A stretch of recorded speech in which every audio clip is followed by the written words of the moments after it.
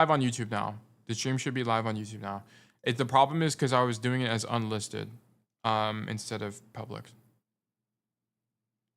But it should be fixed. Let me double check. Are we live? Yeah, it's live now. Okay. Okay, YouTube. There was one code that got completely missed. Can I drop my Discord? It's in the description of the YouTube. Just go to YouTube and then it's there. I should also add it on Twitch, but I'm kind of lazy. I'm sorry, guys. That's my fault. Anyway, welcome YouTube. Sorry, you missed a VOD on Nepal. If you guys want to see that, just go to the Twitch VOD and it'll be there. It should be there. Oh, I guess I have it unlisted. I'll link it in the description of this one as well. But Reaper is just a matter of like, it's kind of the Genji matchup, right? It's going to come down to you have to tag him before he enters your effective range. If you don't, then you're just kind of screwed. But yeah, Gargamel just dropped. That is the Discord link. This death is just unlucky. I think you just get slept. Let me see. Yeah, this is unlucky. I don't care. And we get res. Thank you, Mercy. I love having Mercy. Oh, and we die again in main. Wait, what? Boom, boom, boom. Nice shots on BAP here. Don't like the roll forward. Why are we rolling forward? Gargamel, why are we rolling forward, bro? That it actually kills you. So don't roll forward here. Just walk and then roll out. So that's a micro error. Don't roll forward. I think you playing in main there is fine.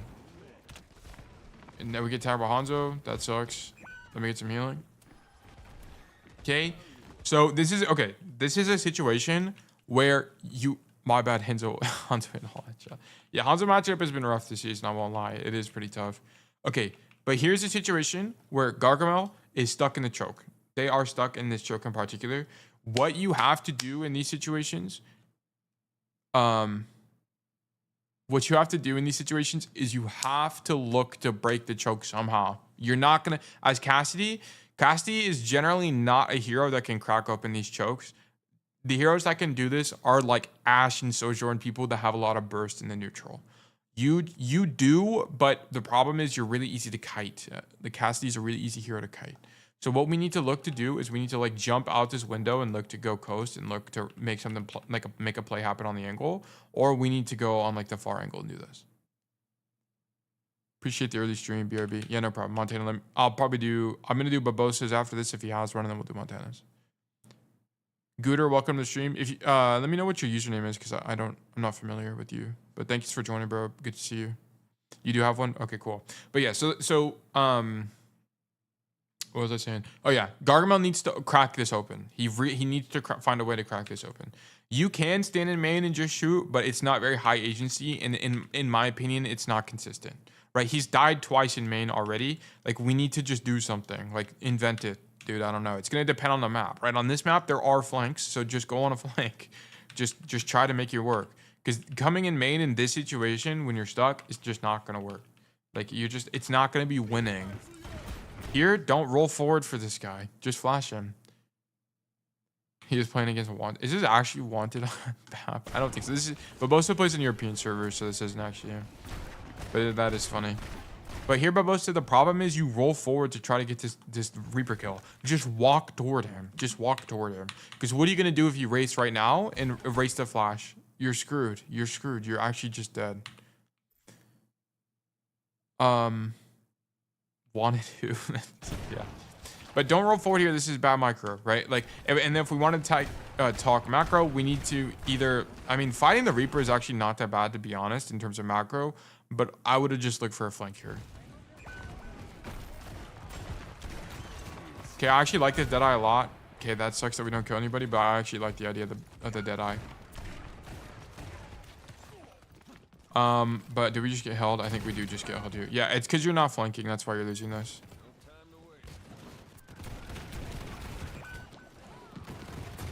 Yeah, shoot main. Yeah, you lose first point because you just don't flank. You get stuck in choke, and this happens a lot. I see this a lot in codes. Is you guys get stuck in choke, and then you're like, Tail, I'm getting full health. These games aren't balanced. What am I supposed to do? Well, it's because, frankly, Gargamel, you're banging your head against the wall. I need you to stop doing that and actually get creative. Yeah, like basically, just to like demonstrate it, is I needed you to like jump out and go wide. You might die. You might die. You can't walk. Exactly. That's what I'm saying. You can't walk. You're right. You can't walk. Okay. If you can't walk, then walk somewhere else. Jump out the high ground and walk this way. And if you die, whatever, at least you're making space. Or if you don't want to do that, come left side like this. Because you didn't do this a single time, Gargamel. You didn't do this a single time. You didn't come this way. You didn't come up the bridge and shoot them like this. Wouldn't this angle have gone crazy and you could kill the Bab? Would this angle have gone crazy and you could have killed the Hanzo or the Bab here? Wouldn't this angle have gone crazy and you could have killed the Ana? Wouldn't this angle have gone crazy and you could have killed the Ana or the Bab? Wouldn't this angle have gone crazy and you can kill the Junker Queen, the Hanzo, or anybody? You get my point, right? You guys get my point. Gargamel didn't come here a single time and that's why you lost. Okay, so that's literally all this comes down to, is we didn't flank. If you get stuck in rule of thumb, if you get stuck in choke, I need you to flank. That's it. Just flank. Or swap, either one. We'll do it. I didn't know the angle. We'll do it. Okay. It's a frame of thought, right? It's less that you don't know the angle, in my opinion, and more that you weren't thinking about how do I win here. You weren't thinking about the win condition. You were just thinking about, I need to two-tap someone in main, which is why you were doing these greedy plays against Reaper. I need you to think about, is there another rotation available to me? Is there a different angle I can take, right? Because I need you to not think about it in terms of, on Samoa, do this. You should think about it in terms of, in general, if I get stuck on a choke, I need to look for a different angle. I was thinking that tank is already on top of enemy, no time. It generally, and this is just my experience as a coach watching you guys play, generally it's not really an issue of timing. I think a lot of people conflate timing issues with, other things. I think if you made that flank at literally any time, you would have deadlifted. You would have just deadlifted. It literally did not matter when. I mean, try to time it with your team, but generally if you just flanked and two-tapped the support, you were winning. Because even getting them to try, the problem is, like, if we look at this in terms of macro, like, let's think about it from your tank's perspective. What's going on with your tank, right? So what does the tank want you to do right now? Your tank wants people to die, of course, but he wants someone on the angle. He wants someone on the angle right now. But let's look at what our DPS are doing. They're in main or they die in main. Your tank is pissed off at you guys because no one is taking an angle and denying space or taking space, right? Like, your tank can't walk because neither of you guys are doing anything. That's the problem. Like, yeah, this guy is trying to do the tank trade in main because he has to, because no one's on the angle. I died 2 centimeters from spawn. Bro, but Gargamel, you literally can walk out the spaceship and go left. You literally can do this. You can straight up do this. Chuma is your username. Okay, cool. It'll update on YouTube. I'm not worried about it. I just need to know who you are so I know who to pick. Okay, yeah, but you could have just gone left. Like, your tank needed you to go left because literally no one is putting out any pressure. Okay. Yeah, you got res? Yeah, but just turn around. Like, just turn around. Because you're not going to win in main. You're just not going to win in main. That's the problem. Okay, anyways. We take the angle here. Boom.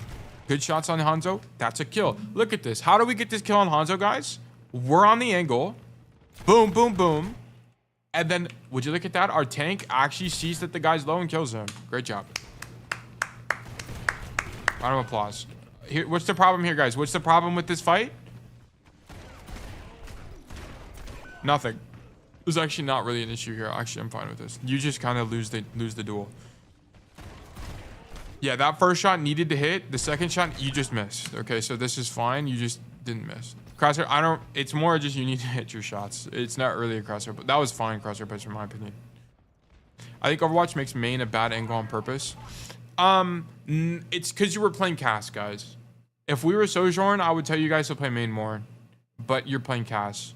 And the problem with Cass is his range is just not long enough for most main angles.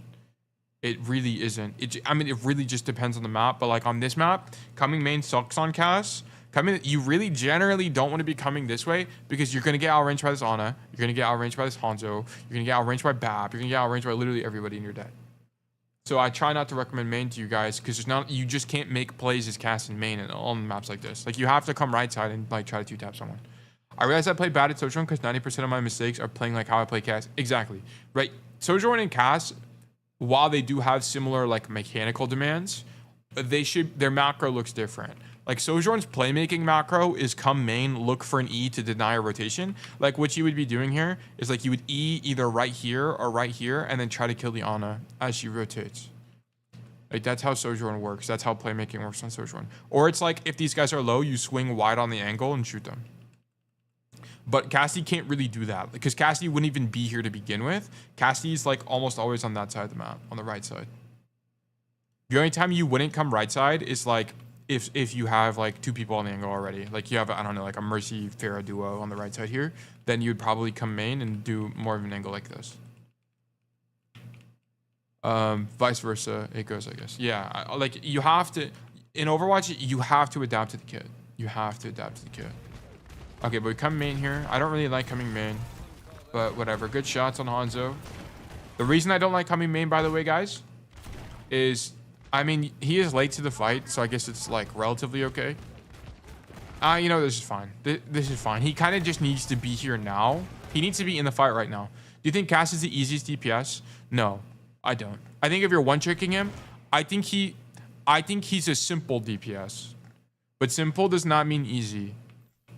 I think he's very simple. He's straightforward, and it's because he doesn't have very many kit dynamics, right? Like roll is relatively easy to use. Flashbang is relatively easy to use. His micro is relatively easy, right? But it's how he's not the easiest in my opinion because of how his kit fits into the Overwatch metagame. He's always outranged. He's almost always outranged. He's very low mobility when in a game where mobility is literally everything, and so on and so forth. So I wouldn't say he's the easiest. I think the easiest DPS in the game is probably like easiest DPS.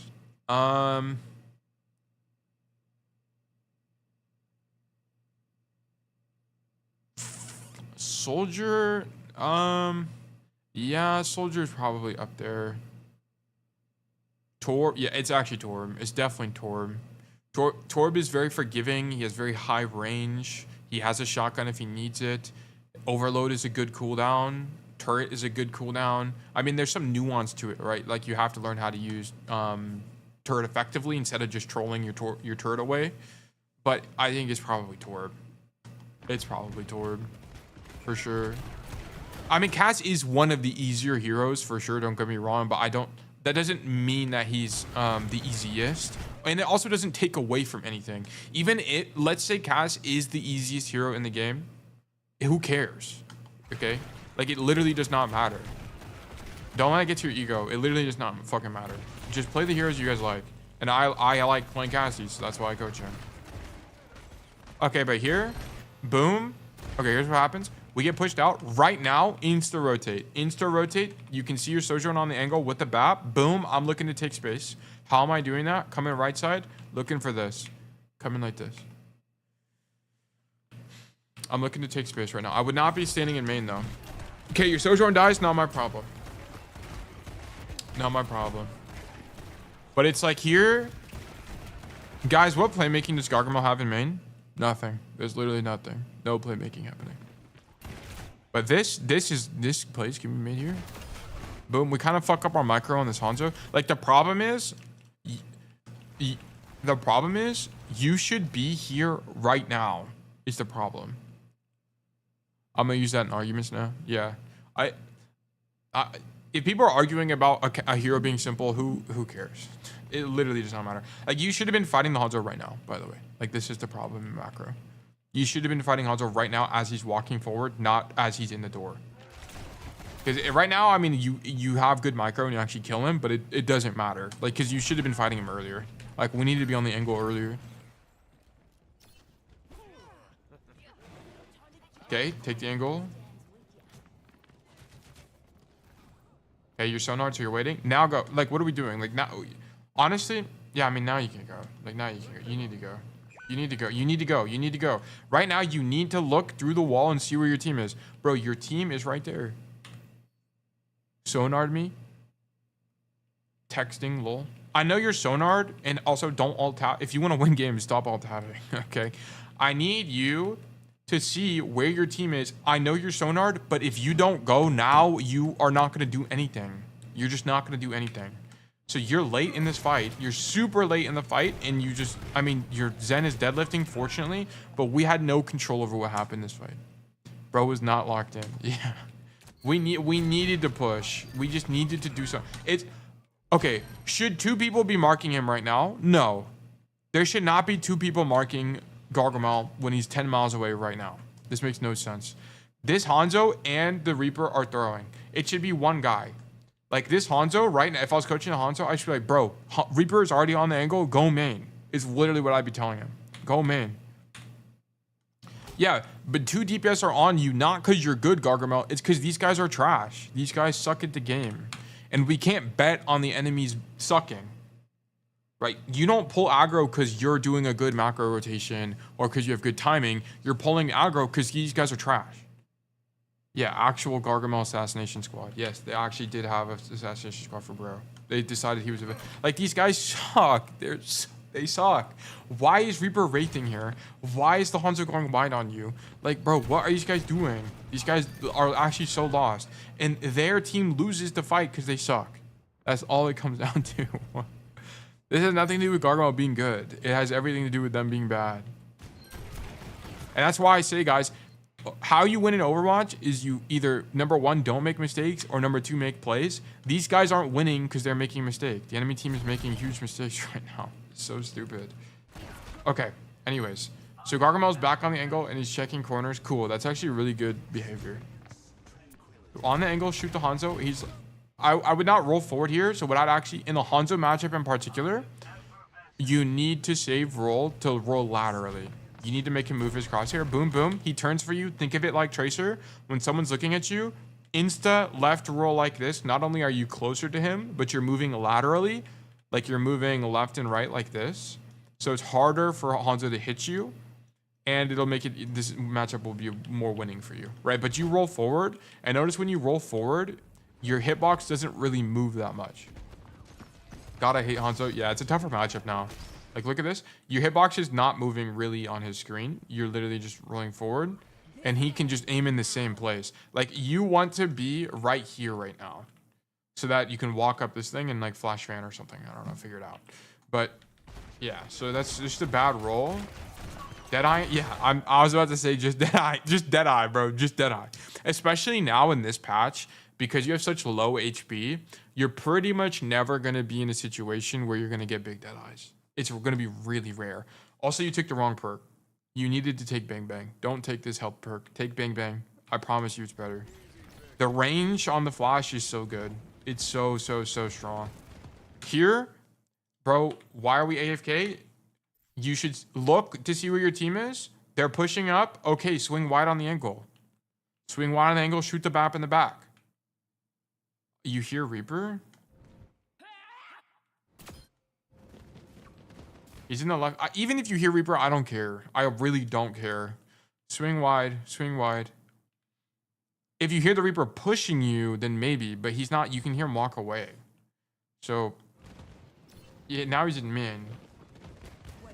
Like, if this Reaper pushes out like this, okay, guys, who do we want to bet on? Do we want to bet on do we want to deny the enemy Reaper the rotation? Or do we want to bet on ourselves to 2-tap someone in the backline right now? 2-tap someone in the backline, bro. I want you to deadlift. This is losing. This is what playing Cass looks like. This is what winning as Cass looks like. Okay? That's what I want you to understand. You can play Cass, or you can win as Cass. Okay, decide. Make a decision. I don't know about you guys, but I want to win. Okay, so I would have been on the angle. Because, like, this doesn't look very winning to me. This doesn't look very winning, in my opinion. Yeah, and we don't win. Are we surprised? No, we're not. Okay, I know I'm being a little mean, but, like, I need you to understand, like, the reason, and also the reason I'm emphasizing flanking so much is because where is our Sojourn? Where is our Sojourn? She is in main. She is playing her effective range. Okay? On this map in particular, this is actually not only in our effective range, but it's a high value flank that will kill people. If you watch me play Samoa, I might have some in my on my channel. I do this flank all the time, and guess what? I win on this point all the time. Okay, it's good, I promise you, especially with good timing. And you had good timing. Is the Reaper pushing left? Yes, but I don't want to worry about him denying him a rotation. I want to worry about making a play. That's what I want to worry about.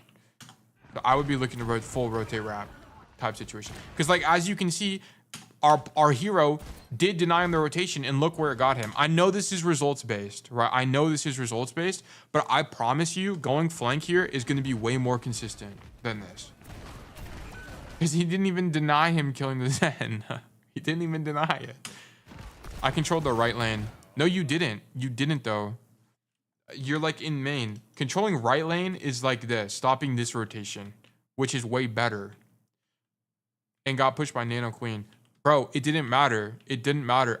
Yeah, you got pushed by Nano Queen. Okay, if we're talking results, if we're talking about the situation, you could have killed the Hanzo. You could have flanked and killed the Reaper. You could have flanked and killed the Ana. I promise you it's better. I promise you it's better. Did I make the University esports team? Yeah, I'm on varsity. I'm on varsity. I might stream it. I don't know.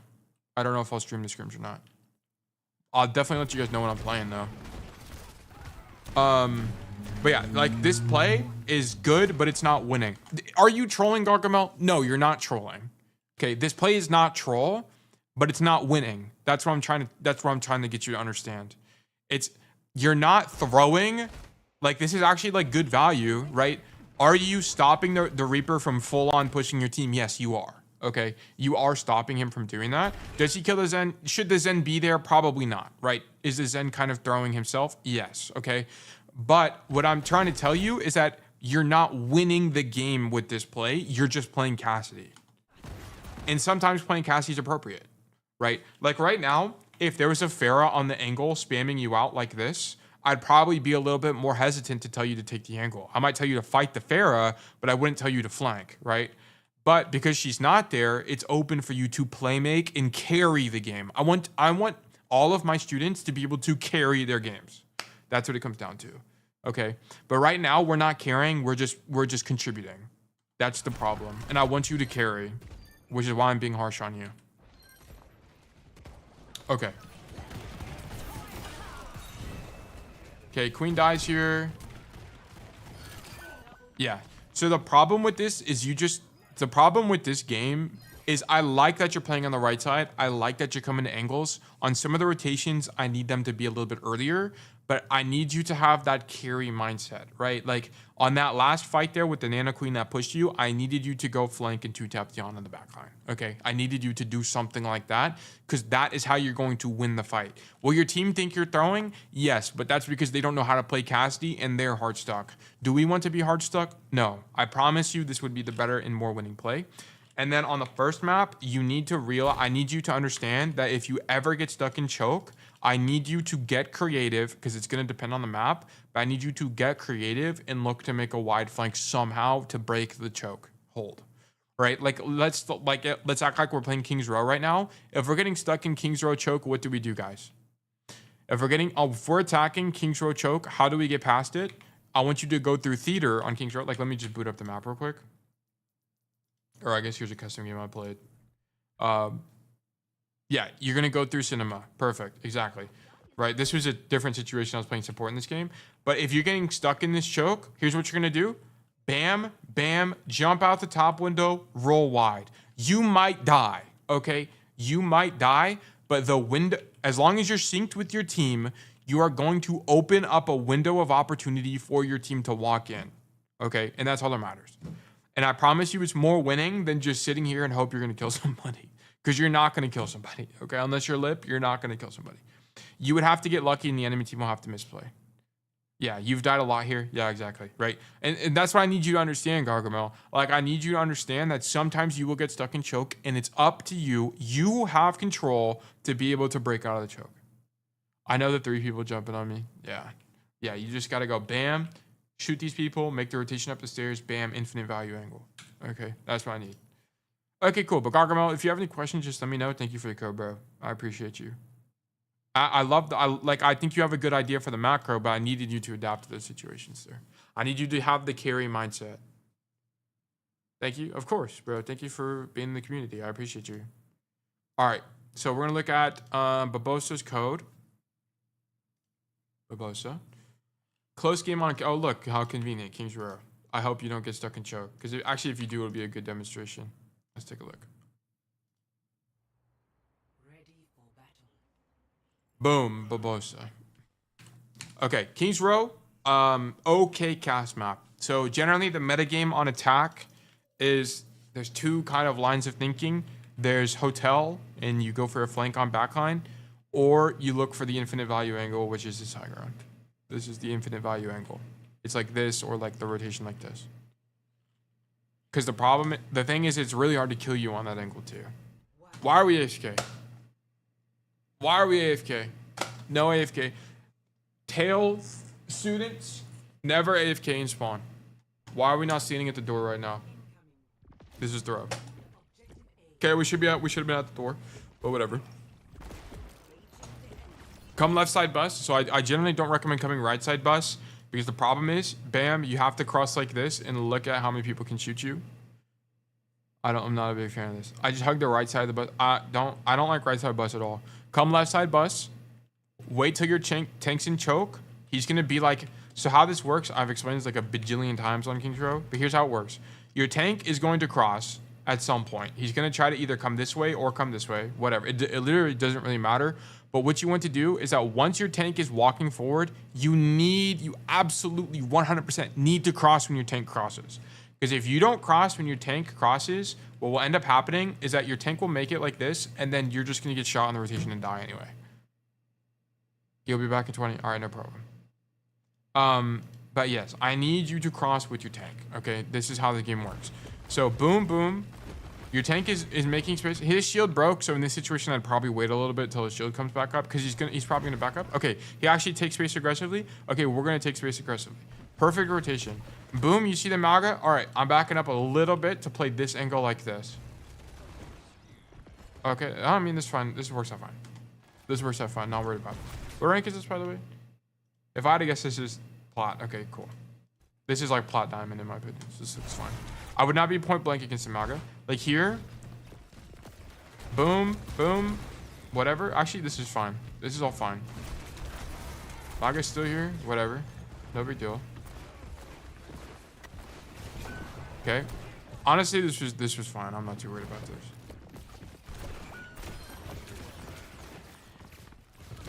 Okay, good kill. Now just stay alive. Just don't die. Perfect.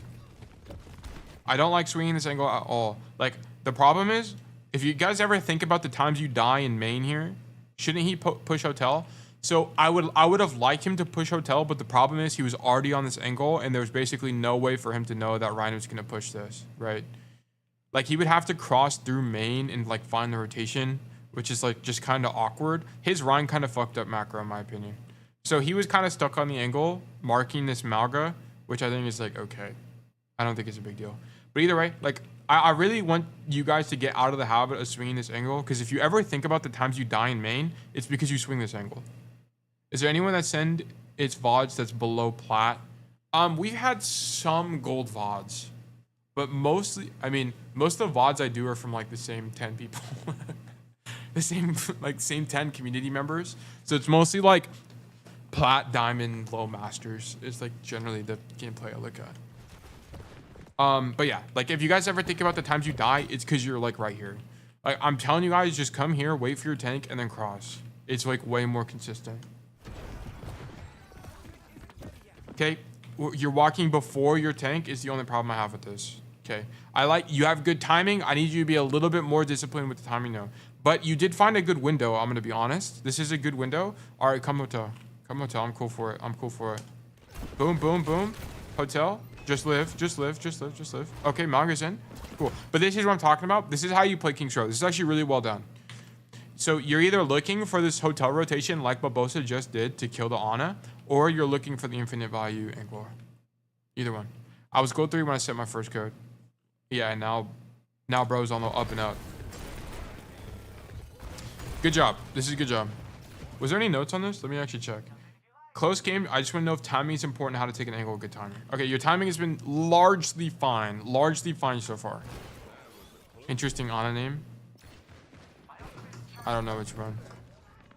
They both look relatively normal to me. This is all fine. It's all fine. Boom. Big X emoji sound effect coming out from me right now. I hate this angle. I hate this angle as cast. It's awful. There's a Wu Yang on the high ground. It's really hard to deal with this guy. If you have to like commit to the rotation, which isn't a lot of fun. I mean, you get good timing on his Hanzo, but it's low key because the Hanzo sucks. I just don't really like the flank. Like what I'm doing, bro, I would have cap point, come up the stairs. Like I tell this to everybody, cap point, come up the stairs, come to the high ground, poke like this, then rotate like this and look for this rotation. It's like what I want. Sometimes you can make this angle work on this, but it's really inconsistent. It's really inconsistent. I don't like this angle at all. Like, I mean, you lose the Hanzo duel here, but you should have killed him probably. I'm gonna be real. Yeah, you didn't even shoot there. That should have been a fan. Long corridor is bad for cast. Yeah, generally. It's just like how the map is designed. Like, this fight is just not good for cast. Like, you need to be like a Freya or a Sojourn for this angle. Crosshair placement? I didn't actually check. Let me see. I don't think he knew the Hanzo was there. Because he heard the Hanzo in that angle. I think he thought Hanzo was on high ground. And then he hears him here. It's like bad audio awareness. This is just like, I needed a fan here, not a... Like, because I normally don't recommend fan, but because he's literally point blank, like, I would just fan. Yeah, like, he just needs to win the duel. That's just micro. I don't really care about micro. But I really wouldn't be coming into that alley anyway. Like, it's just not a good place to be as cast, generally. King's Row is bad for cast. Yeah, you shouldn't vote for... If you want to win as Cassidy and you're one-tricking, you should basically never vote for this map. I mean, unless the other options are like Parry, ISO, and Circuit Royale, then vote for this map. But you generally shouldn't be voting for it. Also, Barbosa, bro, what are you doing? Why are you not rolling out properly? Barbosa, I need you. Every time you die, I tell this to literally everybody on King's Row. Every single time you die on cast, I don't care. Literally, I don't care the situation. Come right side, walk up the stairs, and walk this way. I promise you, it's way better. Tailmain's King's Row is such a good cast map, it will spoil you. No. This map is so garbage. I actually hate King's Row. King's Row is like a bottom 5 map for me. I actually hate this map, bro. Yes, but don't stop coming main, bro. Stop coming main. Just go. It takes marginally longer, but it will, over time, I promise you, it will be better. Because the problem is, now that you're on the floor, you only have dog to your rotations. All your rotations suck. This rotation, sometimes you'll get marked, but if you don't get marked, you can make this wide rotation, it's fine. Where's the map tier list? No, I haven't done it yet. I haven't done a map tier list. We could do it today, low-key. Depending on time. But, like, you come main, which ends up being okay here, but, like, you just need to roll out top. You just need to roll out top. It's, like, consistently better. Yeah, but, like, here's the problem with King's Row, guys. How does Barbosa carry? I mean, I wouldn't roll forward here, by the way. I would definitely not roll forward here. But, like, how does Barbosa carry here? There's no carrying happening. It's impossible to carry this fight. Hanzo's good on this map. Yeah, he's goated. He's really good on this map. Why? Because it's just, you're in, like, 10 hallways. It's just straight up hallways left and right in this map. Okay, now we walk up the stairs. Cool. Boom. Why are we dead-eyeing? And wall climb is good here. Yeah, that's true. What's this dead-eye? Do you blind dead-eye this? Okay, I mean, I think you blind dead-eye this. I don't think you actually check to see if it's a good dead-eye before you use it.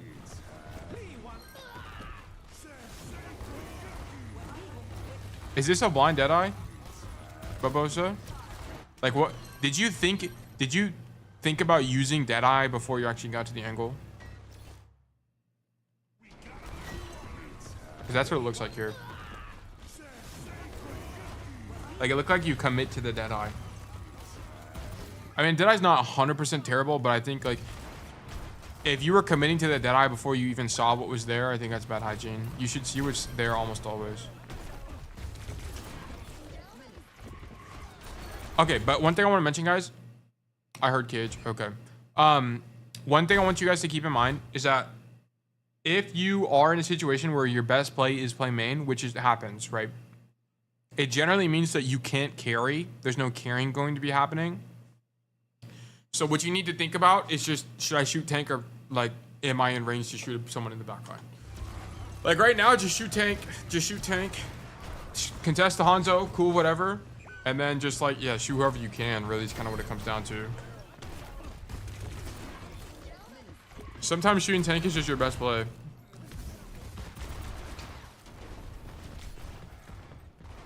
I mean, this is all fine. Shoot tank, shoot that guy. Okay. Shoot these guys as they walk out, cool. At some point, I want to see you rotate to the left side. The left side, yep, perfect. And play this angle. This angle's broken. This angle is so good on King's Road. Boom, boom, boom. Nice shots. Oh, yeah, he literally can't really do anything else. So the only other option he has is he can make this rotation. But I'm going to be honest, shooting Mauga here is good. Like, they're already up one. Mauga is low. They just need to kill Mauga to cap point. Like, I think just shooting Mauga is fine. I think it's probably his best play. Yeah, because Mauga dies, and then now these guys are lost. Too close? Yeah, he is a little bit too close, to be honest. But honestly, I think the angle is so good that it doesn't really matter that much. Like, him just being on the left side here is super strong. There's a roll spot to go to high ground. Yeah, there is a roll tech. You can actually, this rail doesn't like technically exist. You can just walk through it and you can roll tech off this thing to get here. But honestly, the problem with this is that if they do push, he has to drop at some point and then he's really close on the angle. So I actually don't prefer being on the high ground here. I prefer him, like, if we were trying to be 100% optimal, I prefer him be like right here right now. Because then at least he has the mini literally right next to him and he can roll to the angle if he needs to. So he is a little bit too close here. Like, I prefer if he's further away. But it's on the angle in general is just so strong here. It's not too much of an issue. Yeah, this is all fine. Okay.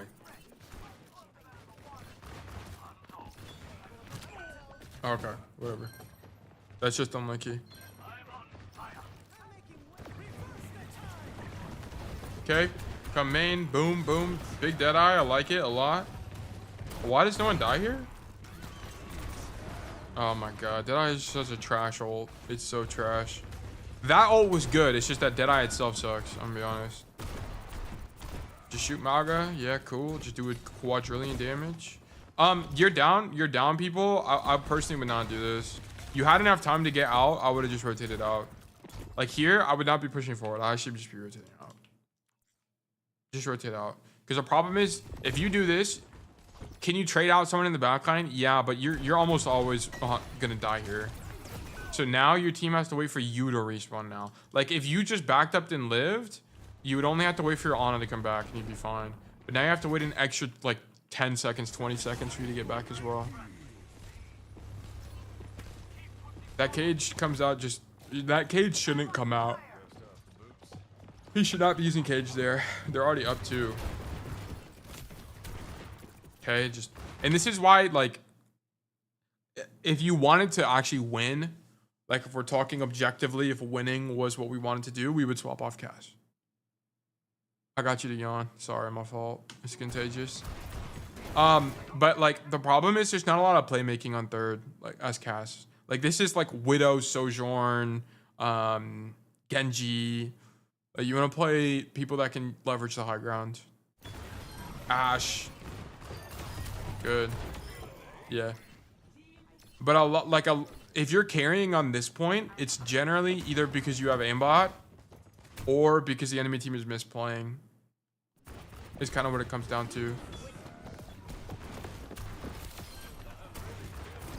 Okay, but this is a good angle. This is a good macro. Like, this is really good macro. Like, I love the angle from you. I mean, this is all good. Could we have done something better on the angle? I don't like the Deadeye. Like, You have a problem with this? I love the angle from you. Boom, shoot them as they walk out. Try not to take damage. Don't like it. Just shoot them, bro. Just shoot them. Or use it for a reload or something. I don't know. But, like, the problem is there's just so much cover here. Like, the Wu Yang should not be taking damage from you.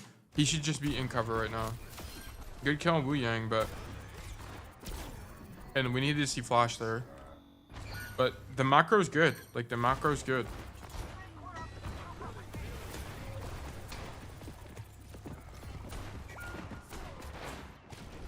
Okay, now just get out. Cool, shoot Maga, whatever. Get out. Yeah, this feels bad because it is bad. That's the problem. Like, this is just a bad point for Cass. There's not a lot of, like, playmaking available to you. Here, just don't rotate in the open. If you are going to rotate like this. So, here, whenever you come back from spawn, you generally want to come back, like you want to... Every time you respawn, you generally want to do something like come right side, come this way, and then walk this way, because you'll minimize the amount of damage you take, but also it makes the rotation this way a lot safer, because as you can see, Barbosa tries to make the rotation. Not only are you too early, Barbosa, like you're way too... Oh no, okay, you wait for your team, sorry. So you wait for your team's with you. You can just see, not only are you the furthest man forward, you just have no cover, right? Like what you needed to do is like roll this way and then rotate, because you just have like infinitely more cover. So that's kind of your problem. Like you just die because you just don't really leverage the map here. Is the idea of the rotation bad? No, I actually like it, but you just do it wrong. Silver Bullet, a tank is not worth it. I wouldn't overthink Silver Bullet, to be honest. It's just free damage. And you get it relatively quickly. I think if you're min-maxing, yeah, try to hit a squishy with it because it's more of their effective HP, but I'm gonna be real, just shoot it. It's like flashbang. People overthink flashbang so much. Just throw flash, bro. It's not that deep. Just throw it. Most of the time, you'll use it correctly. I was walking the cage here, to be honest. I don't mind the Deadeye that much. I think it's fine. They have to kite out. I mean, he ends up... Like, it just forced... I mean... I don't know. Deadeye is just... Many matchups depend on flash. Yeah, but go study Lip, bro. Like, that's the thing. If you go study Lip, he doesn't have, like, rules. He just kind of throws it. And Lip is one of the best casters in the world. And I think Flip is correct. That guy don't need flash. He does need flash. He does. Cassidy, you need flash, bro. He just headshot. Yeah, I mean, he does hit hella headshots, but he just flashes people. Like, he flashes Genji in the deflect. He doesn't wait. He just flashes, which I think is correct. I think people who try to tell you to wait to the end of deflect or don't play Cass. Okay, why are we aiming at the floor? Why are we aiming at the floor? Stop aiming at the floor. And literally, bro, literally just stand here. Just stand on the mini and aim at this thing. You aim literally at this wall and you just headshot people as they walk through. Okay, here, you need to give up space for the Venture. So here, Venture comes in, you have to respect the Venture. Because the Venture combo will kill you. I don't cast for a living and I am old man, so flash is important. But yeah, but I'm here to tell you, don't overthink it. Just throw it.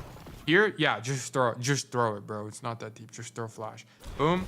And then we fan there. I don't know about fanning that, but either way, you made a macro mistake. I need you to respect the Venture, because if the Venture is actually good at the game, you will die. Okay? So just roll backwards and give up the space. Yeah, because you just die as a result. Like, this is bad macro. Like, we shouldn't have been in that Venture fight. You should have rotated out earlier, so that was your problem. You need to respect the Venture.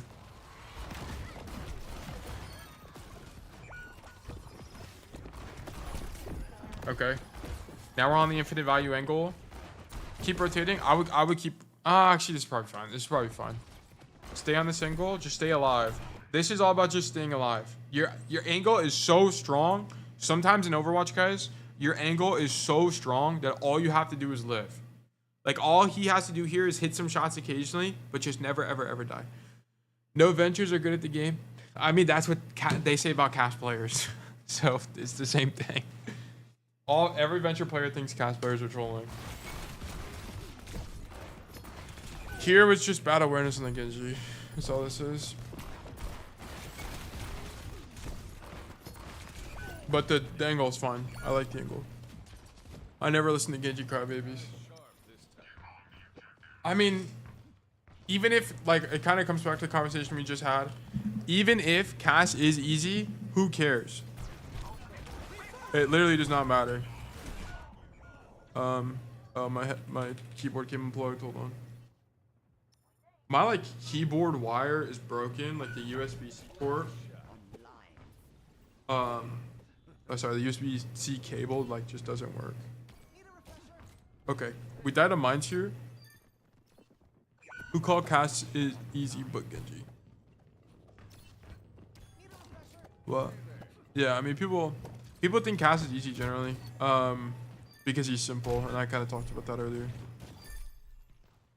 Here is small, but when you know you're about to lose on King's Row, when you know you're about to lose first, just don't come out the left door. Always come out the right door, because the problem is once you come out the left door, you have to somehow find the rotation.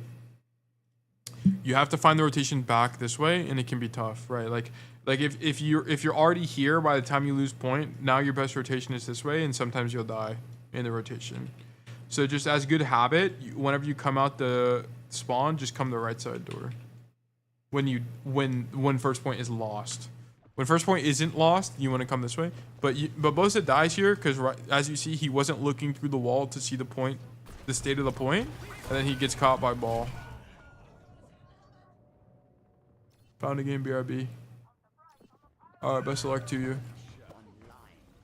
Oasis Midtown Parry, so you should vote for Oasis. Yeah. Oasis, the thing, every time you come to map selection, you should think about what map can I make the most plays on, is kind of what it comes down to. And Oasis is the one. You can carry as Cass on most of those points. Oh, actually on all 3 of those points. Parry ISO you can't carry on. In Midtown you can't carry third on. And it's hard to carry first as well. On attack. What do I think about this? Good rotation. Catch the venture. This is all good. I like all of this. I even like that roll. This is all good. Midtown might be your second favorite map. That is actually crazy to say. Midtown is garbage. I don't like Midtown. How do we get caught here? So we roll back in. Here you need to match your tank's intention. Okay. What is your tank doing? Leaving. Your tank is leaving. Oh wait, he's setting up actually. Either way, I would just be kiting here. Because the problem is you don't want to get stuck here. Because, I mean, it's actually not that bad. Actually, you know what? This is probably fine.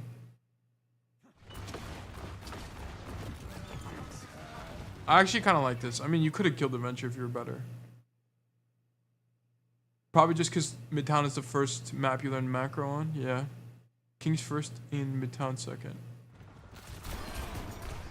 King's first is a really good point to understand macro on. It is a good point to learn. Good morning, kind stranger. Welcome, tablecloth. I'm gonna be honest, Barbosa. I don't really know. I think you can. I think on this fight you can argue for this angle, but you just needed to kill the Venture. The Deadeye I think is like okay. I don't think it's great. Just in terms of proximity, it's really easy for them to swing you. But yeah, I don't know. This, yeah, I mean that guy just needs to die. It's like kind of what that comes down to. No, like Kings is my favorite map, bro. You need to change your favorite. Kings being a. This is not Overwatch 1, bro. This map is so garbage. I hate this map. Here this is proximity. So here, boom, boom, boom, boom. I'm not swinging. I'm not swinging close like this. I'm swinging wide. Okay, so what you should be doing is, I mean, you can either go right side, which I probably won't recommend because you're gonna get dove. But you should go wide like this and just shoot Mauga. Like, the problem is you're so close to him, if he decides to slam you, you die. You just die. So just come this way and shoot him. I don't know. I just think King's Row is the map where cast decision making is just painfully obvious. Yes. Yes. But just because playmaking is obvious doesn't mean it's the highest impact. Like, you're not going to consistently carry King's Row is the problem. Yeah, but the problem is you should not be point blank against a Mago right now. Like, this makes no sense. You live out of sheer miracle.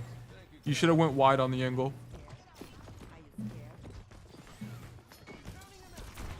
Boom. Boom.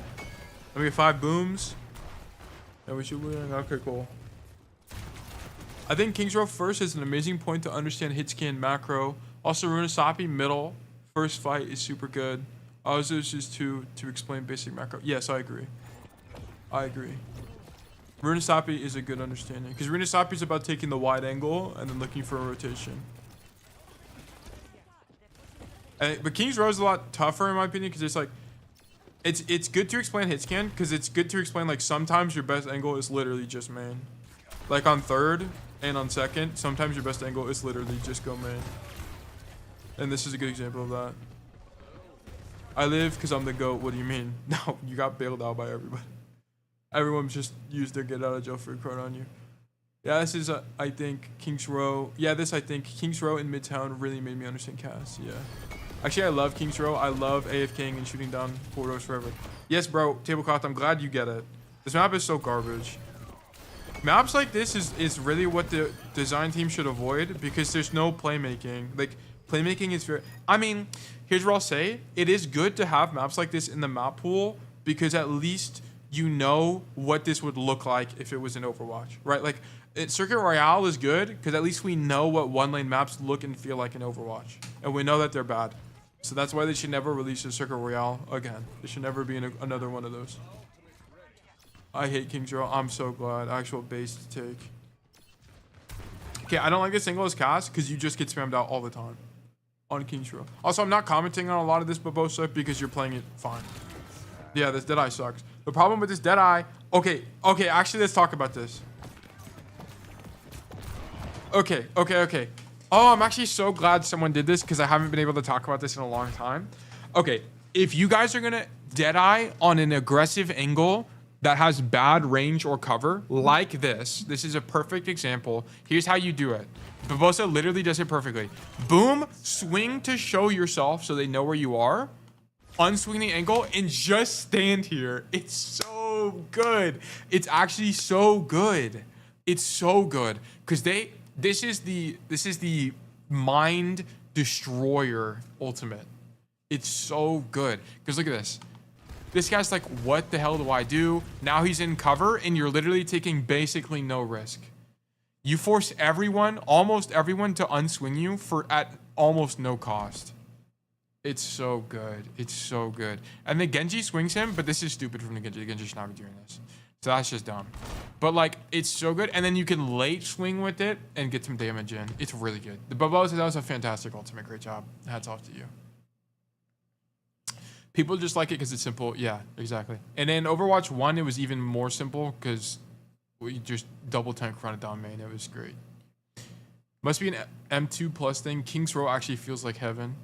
It's because M2 feels like heaven because, or sorry, King's Row feels like heaven in lower rank because it's just, it's harder to make bad decisions on this map because King's Row main is like almost always the best decision, which is why it feels better because the average decision is just better, if that makes sense. You just have to hit your daily Reinhardt, Happy Chungus, Fatty Shatty to impress the ladies on hit. Or your hit scan hits 90 crits. Yes, that is basically King's Row in a nutshell. Real men love Control. Real men love Ilya. Yeah, Control's good. I like Control, but Flashpoint I think is the best game. I think it's the best game mode in Overwatch.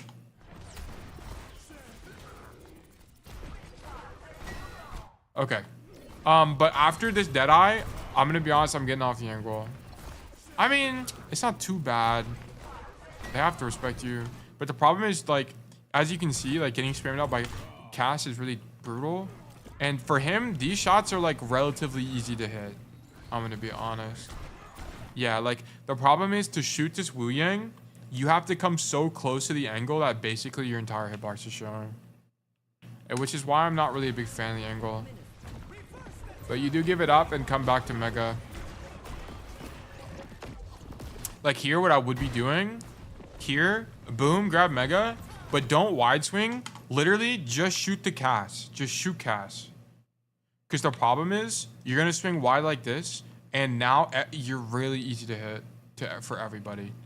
And to unswing the angle, you have to roll back, which is, you know, can be fine. But I'd rather just shoot the cast here. Just shoot cast. It's a safer angle, and it's easier to hit him. But here, I mean, especially when you use flash and don't hit it, like I would not be going wide. That's how you die on the angle. Wait, what? You accidentally headshot the Genji. That's actually so sad. Boom. Look at this, look at this, look at this.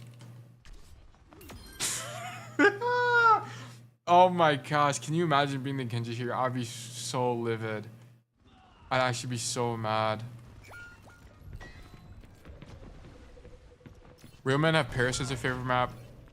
No, bro. No, bro. Paris is terrible. It's actually so bad. I love Flashpoint, but I'm spoiled because my duo is a Lucio Juno player. Yeah. Okay, that's actually insane. Having one thing is cast, like one of the best duos you can have is a Lucio. It's really good because you just put the Lucio with you on the angle and you just speed boost out the angle and it's insane. You just hit some crazy rotations and you carry every single game. Okay, here just give space faster. Yeah, this I mean just give space faster. Your tank's not there. So, yeah, I just get me my happy little speed pocket and walk around. Exactly. It's so good. It's actually so good. I kind of miss Hanamura too, but in like a sadistic kind of way. Or sorry, my masochistic kind of way. I definitely do not miss Throne of or Temple of Anubis. That map was garbage. This is fine. So this is fine, by the way, because you're matching your tank's intention, okay? Your tank is in, Barbosa goes in, boom, gets a kill. Our tank died, okay, get out. So this is perfect. I like this a lot. I know you mentioned timing, Barbosa. Your timing has been fine, if not excellent, this whole game. I mean, like there are some times where you rotate it out too late, like, but they're kind of obvious. Okay, I don't. The Deadeye's fine. I mean, you're likely gonna get pocket on the angle here, so this is fine. Good flash.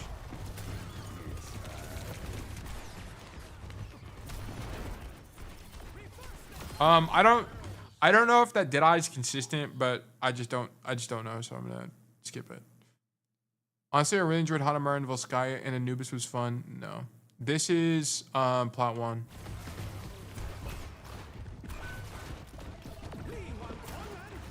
Here, you know what, this is fine. I mean, this is just King's Row. Like, King's Row is so brutal for Cass. Like, this is not a map you can't really carry on third. Carrying on third is just kind of not a thing. It's just like shoot people in main is like all it is. I like the angle. I like shooting these guys in main. Like, yeah. Like, King's Row is just like, I mean, this is climbing, to be honest, Barbosa. Like, your gameplay was good. This is climbing to me. I like you have a lot of good ideas. The rotations are good. You are late on some things. You're taking good angles. Like, this looks like climbing. This should be a diamond in no time. But the only problem with this is King's Row is like a really, really hard map to carry on as Cass. You have to have like perfect positioning and timing, I think, to hard carry. Yeah. I mean, yes, that's true. And you have to make no mistakes. But it's so hard without Lucio. Yes, exactly. Cass is really punishing. Which is why whenever I talk about like taking angles, I'd much rather people rotate out of an angle early than rotate too late. Because if you rotate too late, there's zero room for forgiveness. It's not like Sojourn Slide where you get bailed out. Like, you are going to die. You're just too slow. But Barbosa, I think your idea of how to play King's Row is generally correct. I need you to, I mean, I can't really remember everything, but a big problem with this VOD is that there's just not a lot of ways to carry on King's Row. King's Row is a lot about minimizing mistakes so that King's Row is less about can you carry the game and it's more about can I not throw the game is kind of what it comes down to.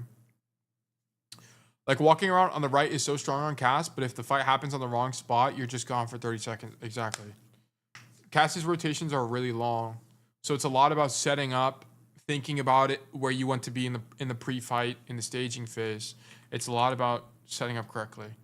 And his mobility, he has no verticality, so you have to take the long way for a lot of maps. Like on Circuit Royale, like you have to make some really long rotations. And sometimes you'll just lose because those rotations are just too long. But other than that, generally good code. Thanks for the code. I think, yeah, King's Row, it's just going to be a tough map in general. It's just not going to be a good cast map for you. But yeah. Oh, sorry, I got a text message. Okay. Cool. Man, it's so cool finding someone who's been as keen and excited about cast and its detail and gameplay stuff. Yeah, man, it's rare. It's rare because and that's kind of what I wanted to be as a coach. I wanted to be like a specialist. I think it's more cool. I think it's more interesting. I've also just studied so much cast. Right now I'm studying Tracer because I'm just trying to get better at Tracer, but I'll come back around to cast in a bit probably. Because everyone just says he's simple and so easy. Yeah, it's because they don't try. The big problem with Overwatch in general is most people don't play to win. They just play. That's the problem. Like if you watch Sugar Free and all the pros, they play to win, and people don't understand that. Most of the time they're playing to win. So you'll watch like big angles being not on cast. Most of the time when people play like cast, it's because cast is good in the neutral, and that's enough to win. They're not playing cast in difficult situations where you have to change how you play and try to win rather than just playing. Like we just went over a VOD from Gargamel, and Gargamel was just playing cast. He wasn't really playing to win on cast. That was the difference. I'm at my peak right now because of you, Tail. Oh, thank you, bro. I'm good to hear that. I know I'm helping you, but keep in mind, I'm not the one playing, you are. Okay, so don't give me the credit. You deserve all the credit. I'm just giving you the info. That's it. I think simple heroes are generally actually so hard to play well because they're so simple. So it's so hard to actually squeeze out max value. Generally, the simple heroes in the game, like Soldier and Cassidy, don't have a high skill, don't have a very high value ceiling. That's the problem. Like you can't if we're being objective, you can't hard carry every single game as Cassidy. It's just not possible. It's really hard. But if you want to hard carry, and that's because of like range limitations, map limitations, architecture problems, stuff like that. But if we want to win consistently, we have to think creative because we have such a limited kit. But yeah. I don't play to win, I play to practice off angles, range, or timing. No. Okay. I know what you're saying, Babosa. Like you're not locked in and like playing to win, quote unquote. What I mean by play to win is that you are taking angles, that you do have good timing, that you are hard flanking. That's what I mean. It's more of the mindset and less of like actually being locked in and only thinking about the game. Like if you're going into, sorry, and then I'm just like, there's nothing engaging going on right now. I'm just talking. But if you are like thinking, let me go in training range while I do this. So there's some stimulation. If like how you should be thinking about it is like your mindset as you play comp should be, what can I practice this game, right? It should be what are my weak spots as a player and how do I get better at those things? And what that will look like is like taking more angles than you're used to, limit testing, thinking about how to play a specific matchup, practicing one thing mechanically, right? Things like that. But what I mean by like, when I talk about playing to win, what I generally mean is like taking really high value flanks, okay? Instead of just sitting in main. Stuff like that. That is playing to win. There's a difference between playing a hero, aka sitting in main and using your gun, versus playing to win on a hero, which is like taking a deep angle and two-tapping someone in the backline as a result.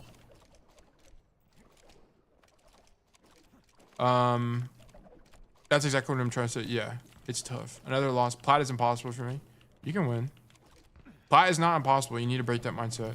Every game is your fault, and you can carry every single game. I don't really care. Can you win every map? No. Okay. The realistic mindset is that you can't carry every game, and some games are just straight up losable because of levers.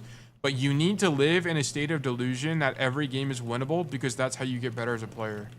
And once you're a better player, it actually you become a self-fulfilling prophecy. You can't have nothing going on in game. I dropped a code. This is Soj versus Widow. If you're, I'm not gonna watch a Soj game though. Thank you, Flats. All right, y'all being silly. Okay, let me pull up the next code here. Is Montana back? It was Cass. Okay, Montana is back. Okay, we'll do a Montana. Oh wait, Jared is here. We'll do Jared and then we'll do Montana. Jared, are you here? Or Chuma, are you here? Yes was here all the time. All right. Oh, okay, no, we'll do you down. We'll do you. I just didn't know if Chuma was here or not. Which one do you want, Montana? Do you want Rialto or what? Because you have like 3. Oh wait, sorry. You have Numbani, Eichenwald, and I think this Hollywood one I haven't done. Numbani. Okay, we'll do Numbani then. Okay, high D2 game. I felt like I played. Where rank are you now, by the way? I felt like I played Numbani poorly. Angles were okay, but I felt I exploded out of nowhere a bit too much. I wonder what mistake I made here. I'm gonna be honest. I didn't really look for my teammates when doing rotations. Okay, that's a big problem. So that could very well be it. So the thing is, if you're not looking through the wall to see where your teammates are as you're rotating, you are bound to have bad timing. That's the only problem. So you probably rotated with bad timing, if I had to guess. So that could be very well. As a result, feel free to end the VOD early. We'll see. Let's take a look.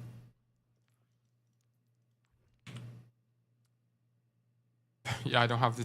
I have none of the Twitch commands like set up. My fault. Discord is in the YouTube. You can find it in a YouTube video. I haven't set up any of the Twitch stuff. I'm lazy. I'm sorry, guys.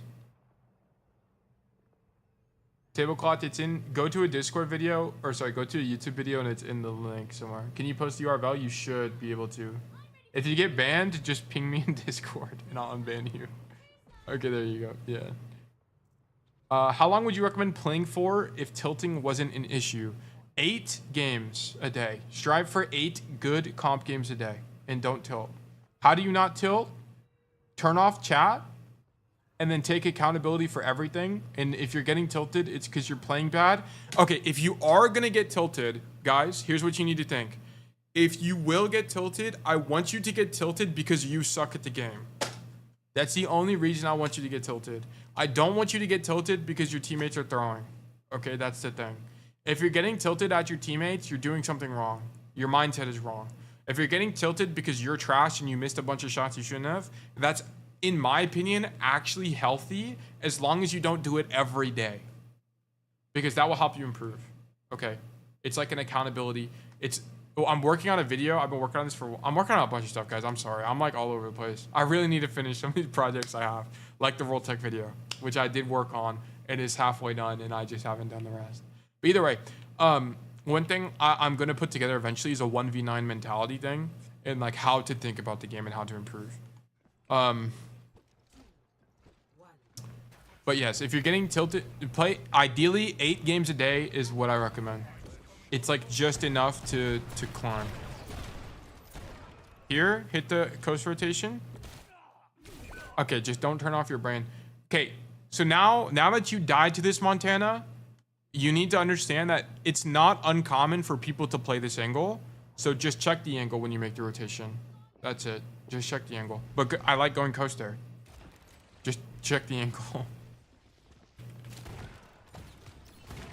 But okay, so the thing is, going coast is your best play because not only are you going to open up an angle for your tank and your team, it's just that you can't really play make on this angle as cast generally, and neither can you do so on main. The only time I'll ever come main on Numbani is if I already have someone on flank.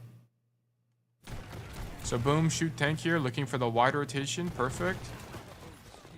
This is winning Numbani, by the way. This is what a winning play looks like, which is what I was talking about. Winning on Numbani is coming left. Playing Casty on Numbani is coming main. Or coming top. Oh, rule 18 is such a nice touch. You're a beast. I don't even remember. Oh, I think that's the say Casty, please. Rule. Probably.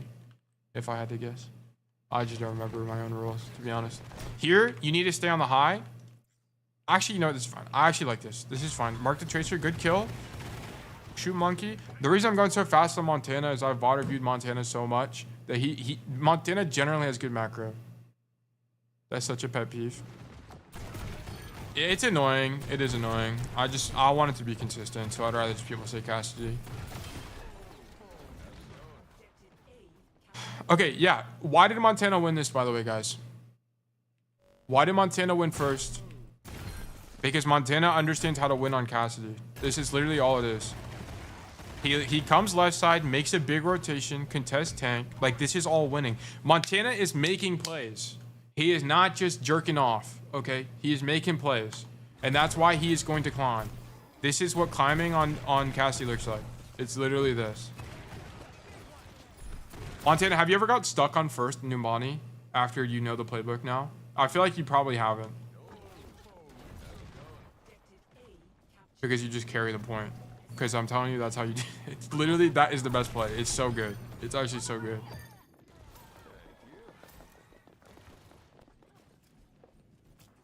Once because Diva was contesting me there. Oh, okay. But generally, it should be winning for you because it's a really big deadlift play for Cass on that. Okay, but here, after Brig is on cart here, I know you turn to like look for someone on the flank, but once you realize that no one is actually flanking, I need you to come forward. Once again, it's kind of come up a lot this session, but I need you. Where's my epic pen at? Bro, I lost my. Oh, here it is. I need you to match the intention of your tank. Okay, your tank is right here. I need you to match his intention, which is hold close. And I need you to be in this room right now. Do you have a cap on how high you'd VOD review, by the way? I've been seeing some VODs. I have some VODs in GM5. I've been thinking of submitting to get a fresh set of eyes.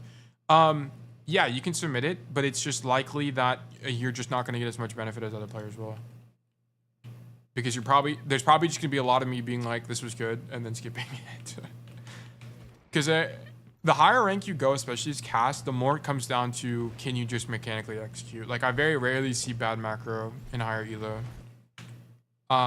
But yeah, you can submit it, and I'll take a look.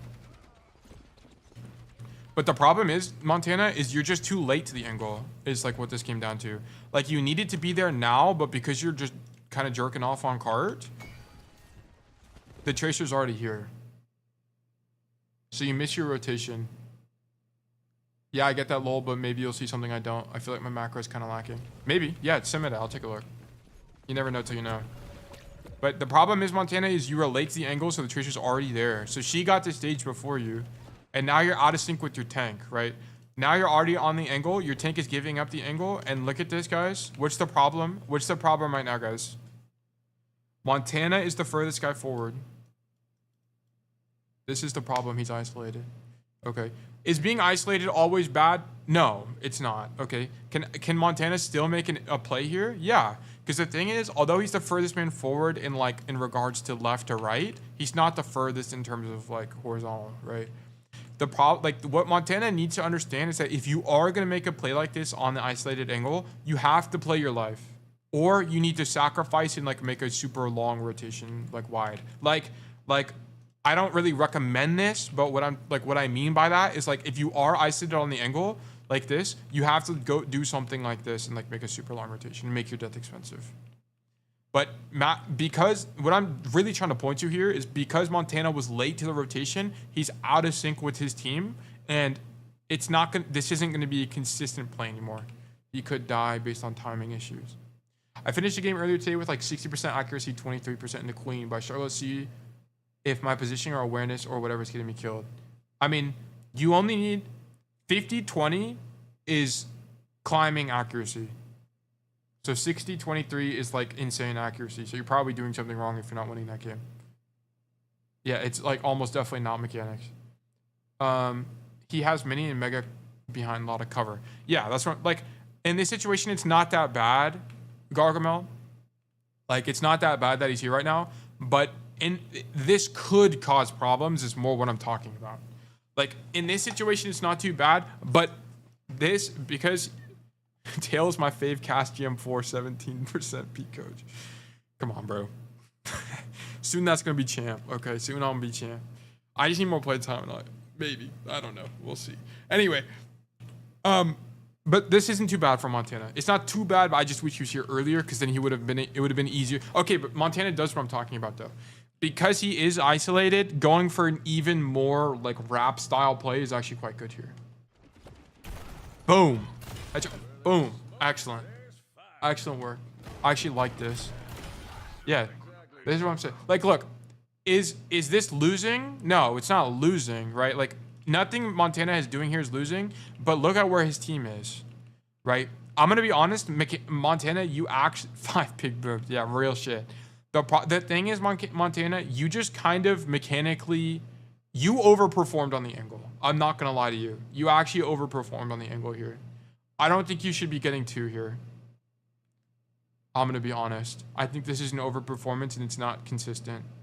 Like, I think the root issue is here. You needed to be earlier to the angle, see that your tank backed out, and then back out, and then go back to the angle is how you would have played it. But because you overperform here, it's kind of hard to see. I mean, this is what I'm saying. Yeah, this is the stuff I'll be able to spot. Just, I have a really, yeah, this is just bad Deadeye. Just don't Deadeye out point blank, Orisa. It's not going to work. Double think everyone, double your tank's damage or lose. AFK main, hit every shot. Yeah, I mean, this wasn't like an AFK main situation. It's just that, like, if we were trying to play this optimally from a macro perspective, he was just out of sync with his tank, and then he got stuck on the angle. And on the angle, he just kills 2, but that's an overperformance. Angle is good. I got slept a lot in that room, though. It's probably because you're peeking too much. Like, sometimes a lot of, like, you'll just take an angle, threaten people, force a rotation, then you'll force the enemy to rotate out, and then you just go back to your team. Like, that's just how it works sometimes.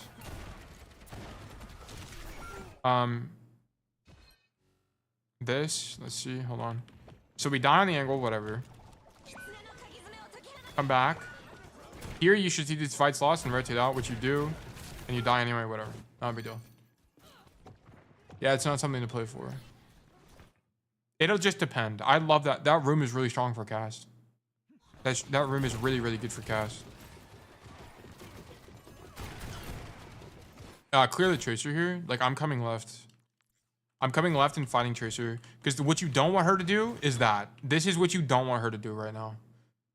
Because now, if you come into the room, you're not even going to know she's there unless you have really good awareness. And then you're going to get caught off guard, and it just denies a lot of playmaking. So here, you needed to clear the Tracer. Because you wanted to shoot her and then force her to blink back out and give up this space. But now she's in the rat angle. So now she can play make. Yeah, like now it's awkward. So you missed clearing the Tracer there. But this is a good rotation.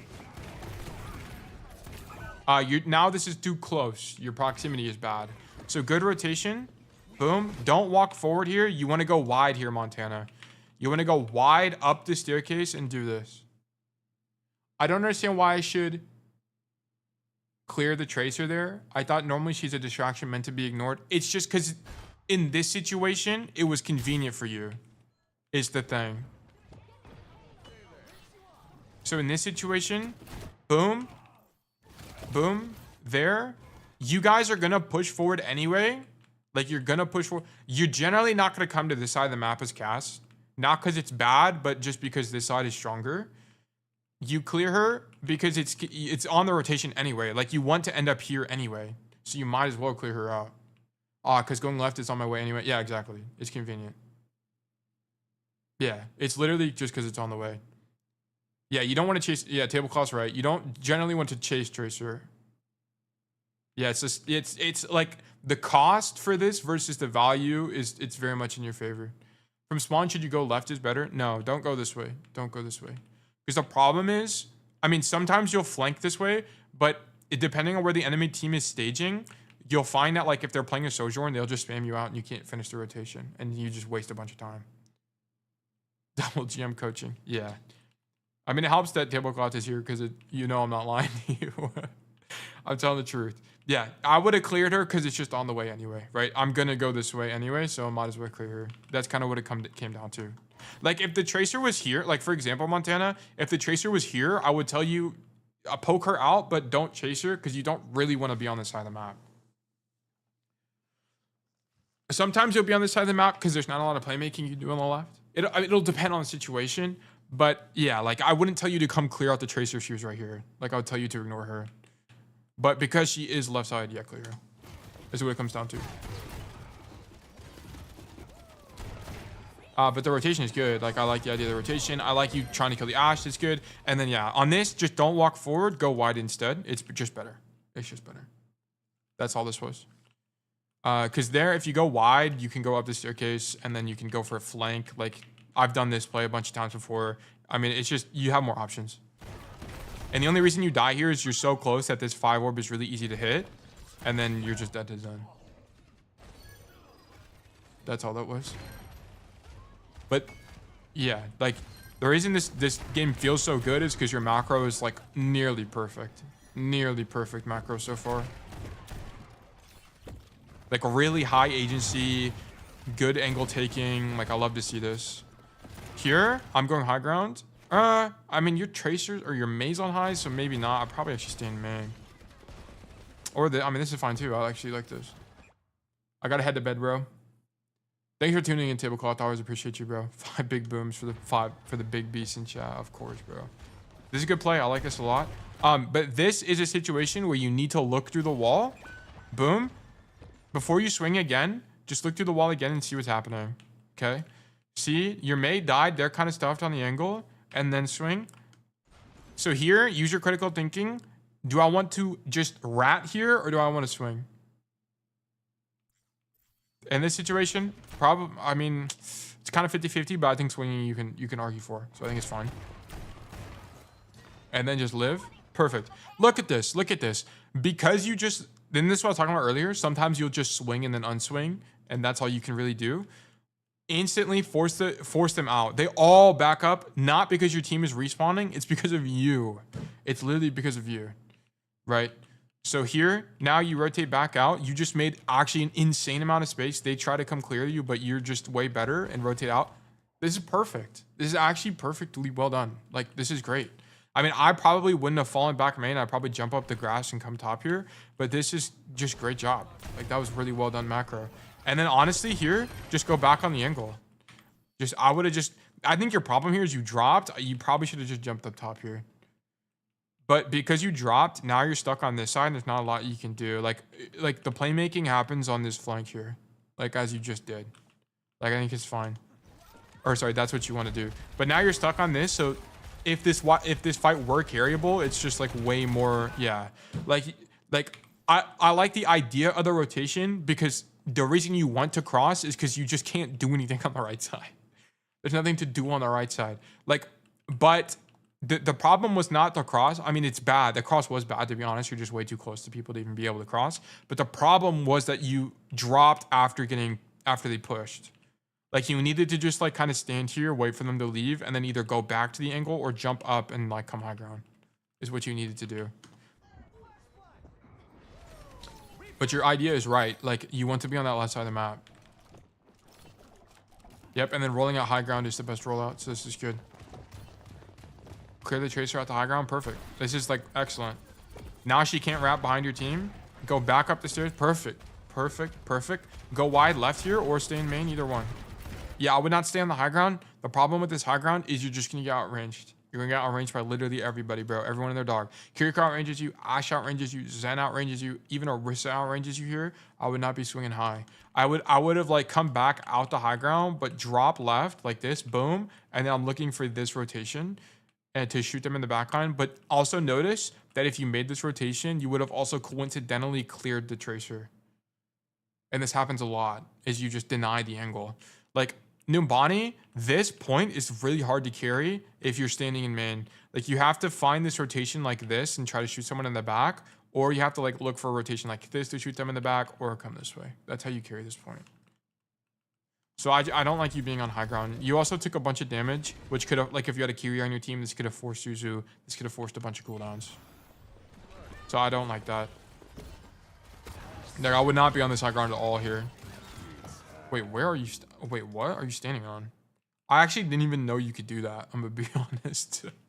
I had no idea you could do that. That's crazy. Okay, cool. I don't mind the Deadeye that much. I think it was actually quite good. Come right here. Okay, this is good hygiene. This is good hygiene. You're about to take an aggressive angle. You look through the wall to see where your team is. And then you can see them kiting, but honestly on this angle, you're kind of just stuck and they know you're here, so you have to fight them anyway, right? But that was good hygiene. I like it. I like the idea. That was fine. It's just that like on this map, the only thing that sucks is you took the angle too late and your team lost the fight already and were kiting. It was just a desync issue. But the hygiene was there, so honestly, I wouldn't even worry about that. But generally on this map, it's going to be all about this left angle here. Like, it's kind of what it comes on attack. On defense, it's a little bit different. But on attack, you want to look for that angle. Yeah, perfect. So we hit the angle on the left side. Perfect. Get marked, whatever. Grab a mini, go back to the angle, and we're deadlifting. We're back to deadlifting.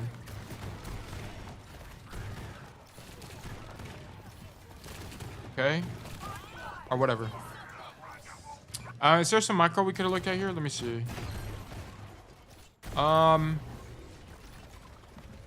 Probably don't roll for this Kiri is probably the only thing I'd say, but it honestly doesn't matter that much. Yeah, you just need to hit a shot on the Tracer because she wouldn't. If you hit one shot on the Tracer, she doesn't commit for you there. Is all it is. But because you don't hit a single shot, she has full HP the whole time, and she has more confidence in fighting you. So, yeah, that's all that was. Good angle, and then you just kind of lose because no one touches. But you played that well. You played that very, very well. I like the macro a lot. Honestly, like Montana, this should be a winning map for you. But the problem is because you fucked this up here, because you actually, I'm not even joking with you, Montana. You could have capped third if you didn't drop like this and go wide. If you stayed on top here and like looked to like either do some flank like this or something, you would have just carried the whole game. But you made one mistake and unfortunately that cost you third. I'm not gonna lie with you. Like you guys should have capped there. And the higher rank you go, the more a single mistake will cost you a game. And that's just unfortunately it. Yeah, what passive decisions can you make in that high ground rotation? What it comes down to, Montana, is I need you to understand that fundamentally, if you are going to carry as Cassidy, it's going to be like on this left room or on this high ground. And as a result, you need to kind of honestly really greed it. Like you need to be kind of greedy about staying up here. So like whenever the Orisa and I forgot it was like the Zen or something that came over here to clear you out and they didn't actually push you, where do you go from the high ground? You look for like a mid-fight rotation to either shoot them in the, because what they're gonna do, the defenders are gonna stand here and spam down main. That's what they always do this. Okay. So what you're going to do is you're going to wait till they commit to something or something and then swing out right and just shoot them in the back. Or you're going to, instead of coming that way, you're gonna go back this way and just do what you did earlier. And just like shoot them in the back from here. Do you just roll out left every time? I try to. Well, if I'm dead and I'm respawning, I come up this high ground and it's kind of like King's Row, right? You die, you walk up the stairs, like either this staircase or this one, didn't really matter that much. And then you either drop to go main or you come high ground and look for this rotation like this to go for something like this. Or you come to this high ground and do something. Yeah, it's like King's Row. It's the same idea. Because high ground gives you more options, right? And if you want to carry, you need as many options as possible. That way you can decide what the best one is. But your attack looks very winning to me. It looks very, very winning. It's just you need to clean up some of the mistakes. I love King's Row. Yeah, then you love Numbani. Numbani on that point in particular. Okay, that fan looks like it was a mistake. I think you thought you had the perk there. I do the same thing. I do the exact same thing.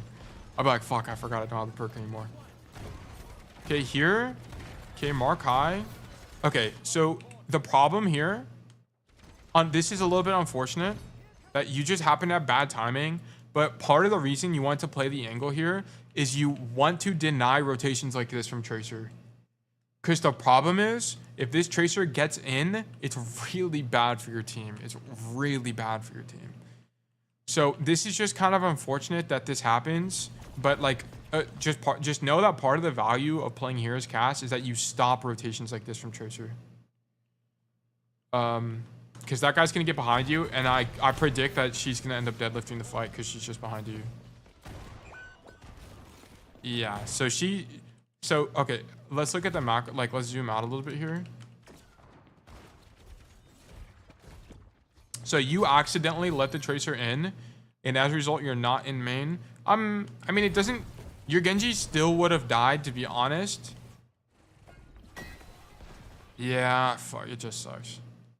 It just sucks. I don't know. The Genji still would have died. It wouldn't have changed the state of the fight. But, yeah, ideally you just don't let the Tracer in. I'm going to be real. And then I would not drop. I think probably chasing the Tracer the amount you did is, I think you can argue to be fine. But I definitely would not drop here because you're already here. I would stay on the high ground. And I know the high ground kind of sucks for Cass, but it's like being on the ground isn't better. Like, I don't want to be on the ground here. Like, I'd actually rather be here and just shoot. Like, I know I'm not going to do a ton of damage, but the chance of me dying here is low. Is kind of what it comes down to. But I think the macro mistake here is letting the Tracer in to begin with. That's kind of the macro mistake here. And then you need to stay on the high ground. But this fight was kind of lost to begin with because your Genji died early. So yeah, that's kind of what that came down to. Okay.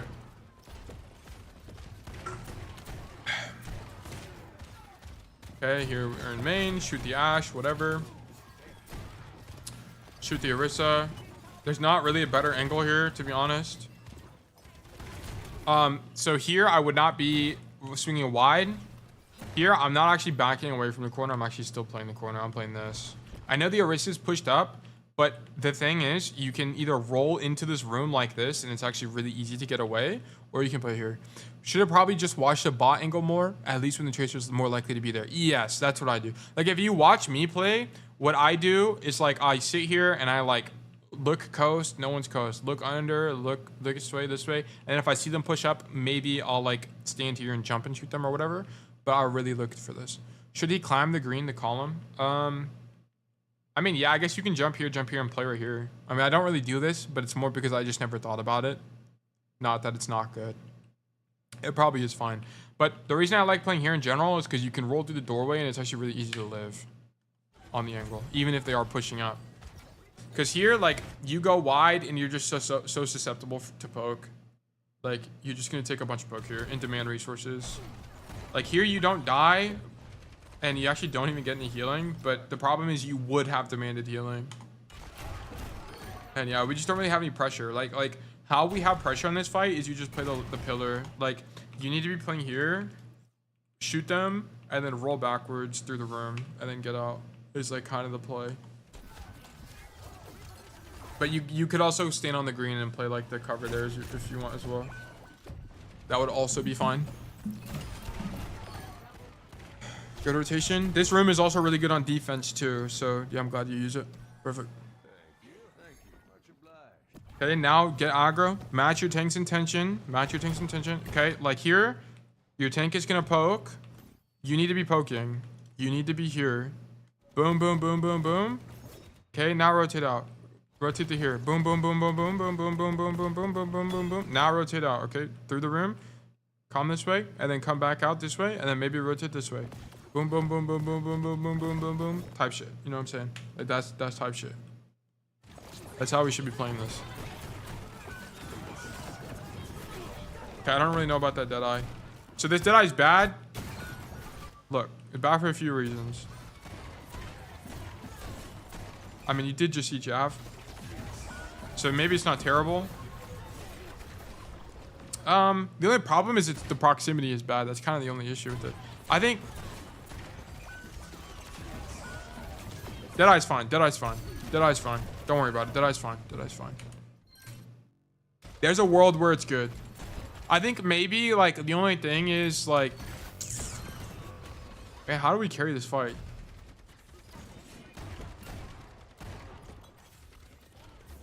Oh, okay. Here, you need to rotate, bro. Boom. Come here. Hug the bus. Hide and don't swing. Yeah, he also could have done that. He could have just dead-eyed here and not swung. Kind of like the King Shiro we just looked at with Barbosa. But the winning position is here. Is where we win at. We don't win in main. There's no winning going to be happening here. Even with Deadeye. Yeah, like how do you win after this comes out? How do we win? It's just not really a win condition. You're not in a position to win. The position to win is right here, denying this rotation and like two tapping someone. So this is bad macro. I mean, the Deadeye you can argue for. I'm actually not too mad about the Deadeye, but yeah, it's just like you're not in a position to carry is the problem. Like you needed to be in the mini room on the right side.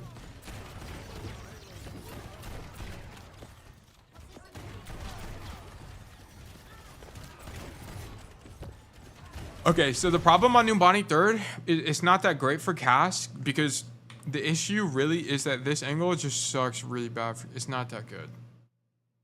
I just felt the mini room would be too much proximity. The thing that's nice about this room is you can see them as they push forward. So if they do push you, you should be able to see it and be able to react to it in time and rotate out. Because if you do rotate out, okay, cool. You grab the mini and then you come out this door and then you can walk up the staircase and do whatever in the mid fight. But and I'd honestly rather you die here because it's at least you can carry from the angle. Yeah, but they were right there when I was about. Okay, let's check. Let's check. Okay. So it's where, how do we end up here? Okay. So match our tank's intentions. Boom, poke. Poke. Give space. Here you need to rotate. This is where you would rotate. Boom. I'm coming this way. Boom. Shoot the Orisa. Okay, so here's what would happen. Either the Orisa would push you, or they would ignore you. That's what would happen. Okay, so if the Orisa pushes you, you know what? That's actually fantastic, because here's what will happen. Now your tank will take space. Because the Orisa is no longer in main. Okay, if the Orisa doesn't push you, well, that's great too, because you can 2-tap a support, or at least force other people to look at you. That's the thing. But you're not here right now. And because also you're not here, the Tracer is able to take the flank for free. And then if you got caught by Tracer, is it awkward? Yes, it's awkward, but let's be real, this is pretty much the only angle you have to carry the fight. This is it. This is all you have. Okay, so it's kind of like we had to make it work. And then you just roll backward. If you got uncomfortable, okay, roll backwards and then look for something either here or honestly either roll back through this way and get even more aggro. Like, I don't know. Figure it out. I think either one, there's merit to both. But yeah, hold on. I'm going to play it from Montana's perspective, but I'm getting a phone call right now. Hold on.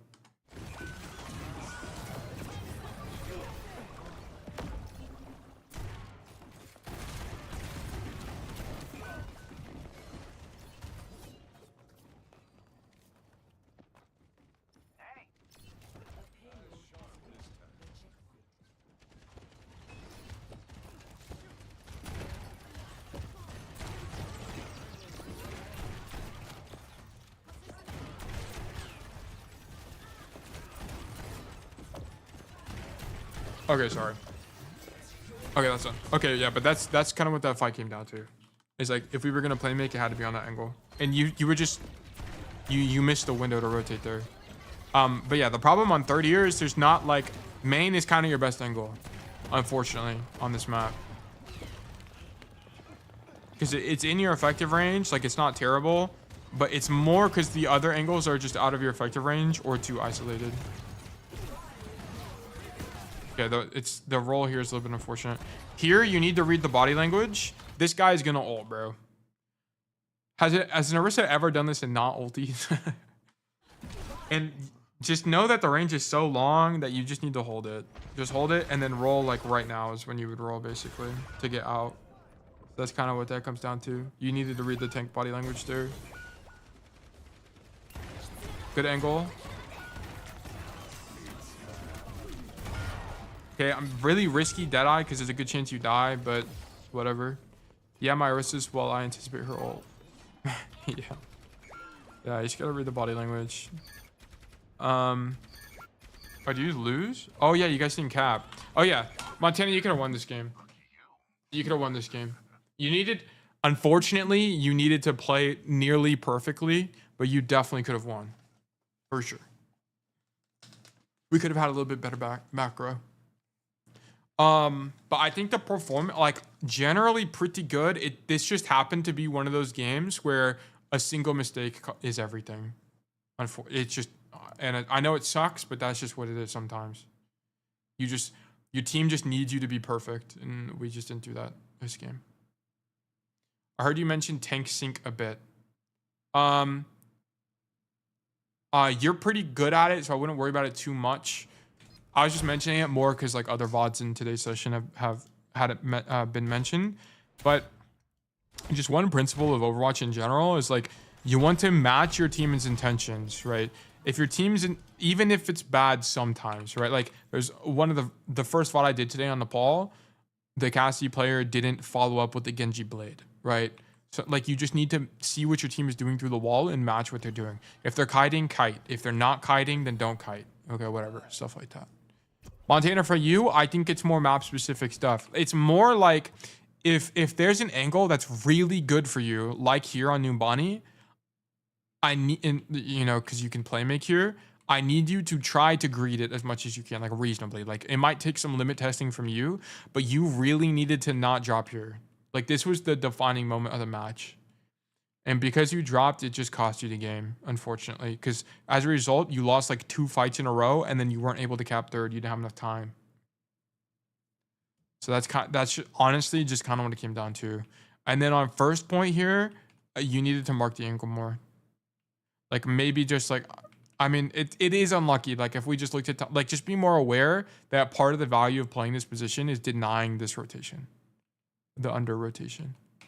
But I'm going to be honest, your Numbani looks very winning. It looks very winning. This is just a bad game. Like, unlucky game, in my opinion. This is just one of those games. I mean, can we learn from this still? Yeah. But is this something we should dwell on a lot? No, because I think this is a game where a single mistake just cost you everything. That's all this was, really.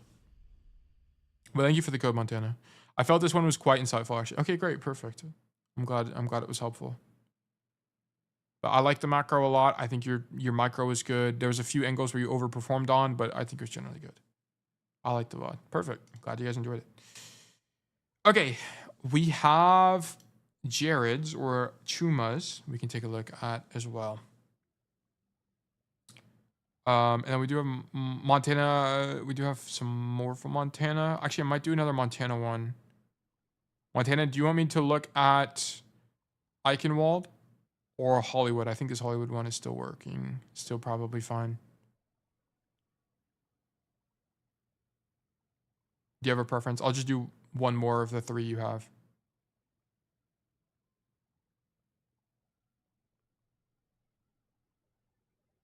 Oh, Jared is here. Jared, do you mind waiting 30 minutes? Because Montana, it's 2 a.m. for Montana right now. And I do have time to do one more of his. If Montana's even still here.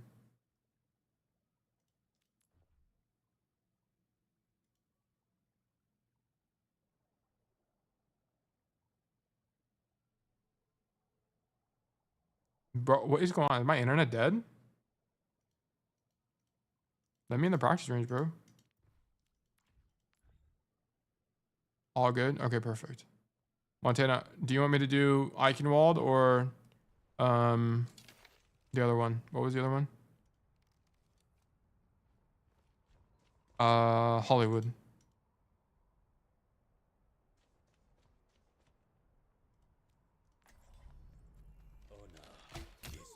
Montana model left already. Okay. We're gonna skip Montana's then. I'll do like a 10 million Montana VODs anyway. Okay, Chuma, we're gonna do yours. And then probably if Tablecloth drop the VOD, I'll do Tablecloth's VOD. And then I might just do gameplay for the rest of the stream. Let's take a gander. View career profile, history, replays, import. Chuma. Boom. Grab this. Okay, let's boot it up. No idea where to play. Okay, this is Rialto. No idea where to play at second and last point. I feel like I played well still. Couple of things to mention. This is Plat 2 on the way to Diamond. Flirting with Mercy in pregame earned me a small pocket, so I went more aggressive. All right, we'd love to see that. 821 I dropped because I was embarrassed I missed. Okay. Don't let that stuff affect you. If an angle is still better, even though you fucked up, that's all right. I posted a code for today. If you have time. Okay, well, I might take a look. We'll see. 821 I dropped because I was embarrassed I missed. 11, I accidentally rolled forward. In the last minute, I was just having fun. All right, cool. The plat 2, I think it was. Why is it? How do I get rid of the card, guys? Do you know? Has it always been there? Has it been there the whole time? Stop the payload. Player names. Show replay code. I really don't care about that. Status message, playback indicator. Man, whatever. We'll just leave it on screen. I have literally no idea. It is fast. You can skip the search part. Okay, we'll take a look later. Oh, okay. So Chuma, you play your first macro completely wrong. So here, oh, you just missed the roll tech. So if you miss the roll tech once, bro, I'm gonna be so for real. It has not been there. Might have to read it, bro. I'm gonna just leave it there. I really don't care that much. Not that big a deal. If you miss the roll tech, you need to just straight up walk this way, walk up the stairs, and stand here. It's really important. Extremely important. Extremely important. Not being on the high ground is really bad. Okay, I missed the roll tech again. Unfortunate. He can go to Mega and roll the wall. Yeah, I also did show that in the video. You can also just walk up the stairs and then roll across like this. This is really easy to do. So just do this. Walk up the stairs and roll across this wall and you're fine. Okay, but the problem is, okay, we're making a bunch of mistakes. So if you are on a bad angle like you were here, do not do stuff like this. Do not do stuff like this. Because what's going to happen is they're going to play Widow and dome you and you're dead, okay? And you're going to lose. So if you can't make it on the high ground angle, unfortunately, you need to honestly just be late to the angle and do this and roll across. Like you just have to. Being on the high, it's your best play. It just is. Right now your best play is to walk back up the stairs and roll across. Because you just need to be here because this is the angle you want. You want to be on this angle so you can deny the high ground. And it's really safe to be here as well. That's like the thing. But anyway, if you are going to play on the floor here, you're definitely not coming this deep into main. You're like standing on the door frame, like in doing this. And the reason why is because you don't want to play in angles where you're outside of your effective range. Because you're going to get outranged, you're going to get outpoked, you're going to demand resources, and you're going to get healed. And who's going to die? Who's going to take punishment because you fucked up? It's going to be your tank. Your tank is going to get screwed because you are playing an angle poorly. But all of this poke you're doing can be achieved on the high ground in just a way safer way, in a way safer manner. And then here, once this diva, you could have dropped once the diva pushed up, or you can fight for it, up to you. Right, but we're on the floor. All right, back, gotcha. Nice shots though, you're doing well mechanically. And then pushing aggro here is fine because they're not playing anything that can outrange you, and you're matching your tank's intention, so this is good. And you're also pocketed there. But here we should be staging high ground again. Okay, here you would either do the roll tech or you would roll across like this and you would stand here. Because the problem is here on angles like this, you're just gonna take a bunch of poke. You're just outranged. Is kind of what it comes down to. This is not consistently winning. You're gonna lose a bunch of games because it's very fortunate that you're not losing in this game, but you will play games where you'll lose just by playing that angle. Good rotation, and I love you coming to the high ground, so good job. Nice shots again. Like, mechanically, you're doing great. Like, you have great micro. Don't roll forward here. This is a mistake. Stay on the high ground. For sure, stay on the high ground here. I know she's low, but you can do exactly what you're doing from the high ground. But it's just safer. It's just safer. Just stay on the high ground. Because also, there's a world where the Kiri hits a kunai on you and you're just dead. Right? And also, you coincidentally, if you stayed up here, you would have got healing from BAP. So you needed to stay up here. Don't drop. For sure, don't drop. Because now you're in this 1v1. You demand double pocket. I mean, greedy Deadeye. Does she have Jav? She does not have Jav. Did you actually see Jav come out? Yes, you do see Jav come out. So this isn't terrible. A little bit greedy in my opinion, but honestly fine. Honestly fine. I had the ult to aura farm. Yeah, it's largely fine. I'm going to be honest. I wouldn't worry about it. No big deal. Here, once again, don't peek main, because just that you see how your Ashe died? This is you. This is you in an alternate universe. Avoid this. Just don't peek, bro. Just literally just don't peek this. Like this. You're going to get outranged consistently and die. You kill the Kyria because she's bad, right? Here, like, once again, your best play would have been to go high ground like this. And play like this, and then just get ready to give it up early. The cart is a little far, so you would just have to get ready to give it up early. That's all it comes down to. Here, I actually like your spacing, but I'd prefer you to be a little bit further back so that you can look for this play. This play is a really, really big deadlift play. Swing like this and shoot backline is really strong. People don't really expect that. Even in GM, it carries. Nice. Okay, it's fine. Yeah, I don't like you in main. Like, I mean, this is kind of just keeps coming down to this. Like, main is not where you don't carry from this angle. You're only, I'm going to be honest with you. The reason you're doing well right now is because the enemy team is garbage. This is plat, I think. Isn't this plat? Yes, this is plat 2, plat 2. So it's almost diamond. But the problem is, like, the reason you're getting so much value is because the enemy team doesn't know how to play Rialto. And you're gonna, if you kept playing this way, you're gonna hit a rank where you're gonna just plateau. You'll just plateau because the enemy team will start to win on Rialto because you're not making good macro decisions. I mean, that rotation high ground was good, but like playing in main is not good here. Like you should never be in this angle. Like where you want to be generally is like where your hog is. You want to be playing here. I mean, you want to be playing here as well, and we're just not doing any of that. Yeah, I kind of saw the BAP ult and thought I would try and use it. I actually didn't think about that, so let me see what you're talking about.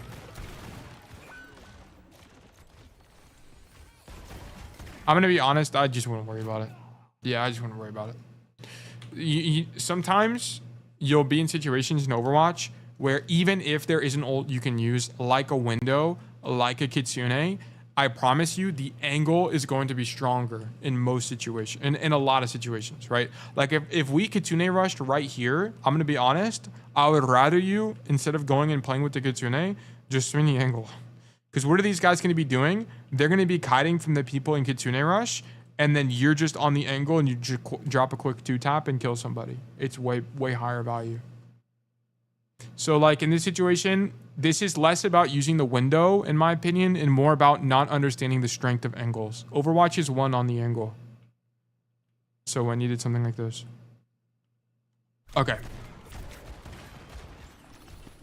Yeah. And like, because you did the window thing, you just set up in a position to die, unfortunately. Okay. Okay, come back from spawn. Okay, that's just unlucky, whatever. Go next. And they get the cap, that's unlucky. So rotate out. I'm gonna be honest, I would not even be shooting this Orisa, I would have just rotated entirely. Because the problem is, they're gonna push the cart. So what I would have done for, just to show you, enemy Orisa. I don't really care. I think whatever Chuma did was fine. And he just died to Hanzo, it's not a big deal. Okay, here, Chuma, I would have totally ignored this Orisa. I'm just coming to set up. Because what did I say earlier? Overwatch just went on the angle. And we need high ground. So I would either walk up this staircase or I would walk this way and walk across like this and come and stage high ground. It's really, really important. Because you don't want to get caught on the low ground when the cart is right here where your hog is right now. It's going to be really, really bad. It's really easy to push you out on this angle. So you need to stage. So this is you don't really understand staging. Like, I understand they're pushing, but let's be real, dude. Are you winning this fight? Probably not. We're probably not winning this fight. Okay. Someone died early. Like, someone's not here. I think you're, oh no, we're all here. But just look at where your BAP is. Like, are you really going to win with your BAP on this angle? Probably not. Probably not. Like, you need to stage.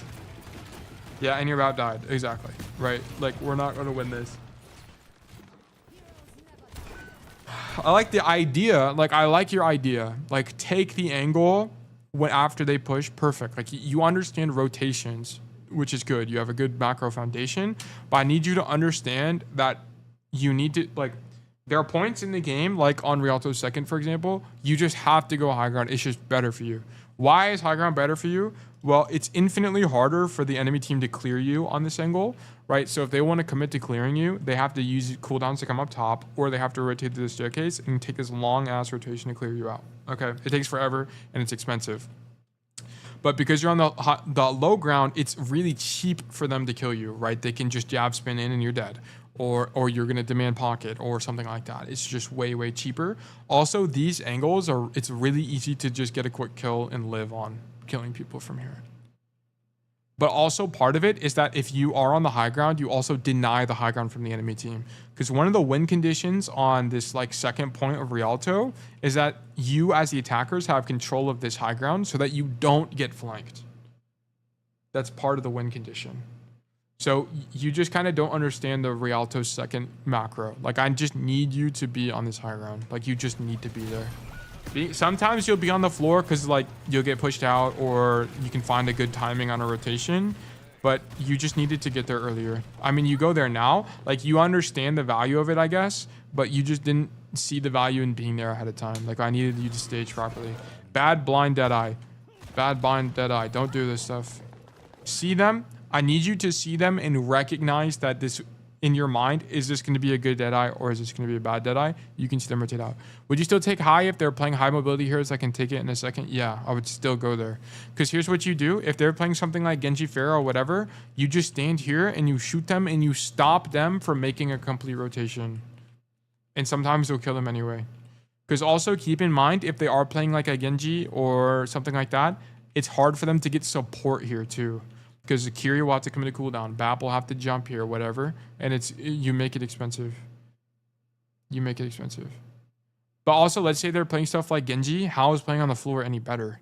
It's not. It's the same problem. You're just going to get spammed out. Your rotations are long as Cassidy. It's the same issue. That's a good question, though. Right? But like, you want to be on the high. It doesn't really matter what they're playing. Like sometimes they'll play something like a diva. Okay, cool. You just have to respect it a little bit more, right? You can't play on high ground as aggressively. But I'd rather have that conversation with you, Jared, than having the conversation with you of being on the high ground in the first place. Because that's more nuanced, right? Like how Overwatch works and how you get better at Overwatch, and I've kind of explained this before, but I'll do it again real quick, is like how I want you to think about the game is that I want you to have good foundations, right? You start in position A, and then from here, you decide to be in position B or position C. And then from these positions, you make plays. So like play 1, 2, 3, and 4. I don't want you to ask me if you should do position play or 3 or 4. I want you to ask me, should I be in position B or position C? Figure out what is optimal, so in this case, position B, and then make the best play within the position. It always is what is the best position, and then what is the best play. That's always what you should be thinking. Always think that way. It is the more consistent line of thinking in Overwatch. Think about what the best position is, and then go from there. But yes, I don't like this Deadeye because how you should be using Deadeye is you should consciously swing the angle or check the angle, see if they're there. And then if they're not there or they're already kiting, then don't use Deadeye. Like that Deadeye should not have come out. And you perform well micro, by the way. Like your aim is not an issue. So should you still do mechanics training? I mean, I think it'd be beneficial. I don't see a negative. But I don't want you to think that you're losing games because of mechanics. Because your mechanics are fine. I don't see any mechanical issues. This is fine. And now you can see the value of the high ground. Now you have this flank. You don't end up killing anybody, but you could have, right? So here you kind of just miss your window. Here they're pushing up. Contest the Hanzo. Great. You reswing. No one's on the angle. Honestly, bro. Boom. Hit the angle. Low key would be kind of tough.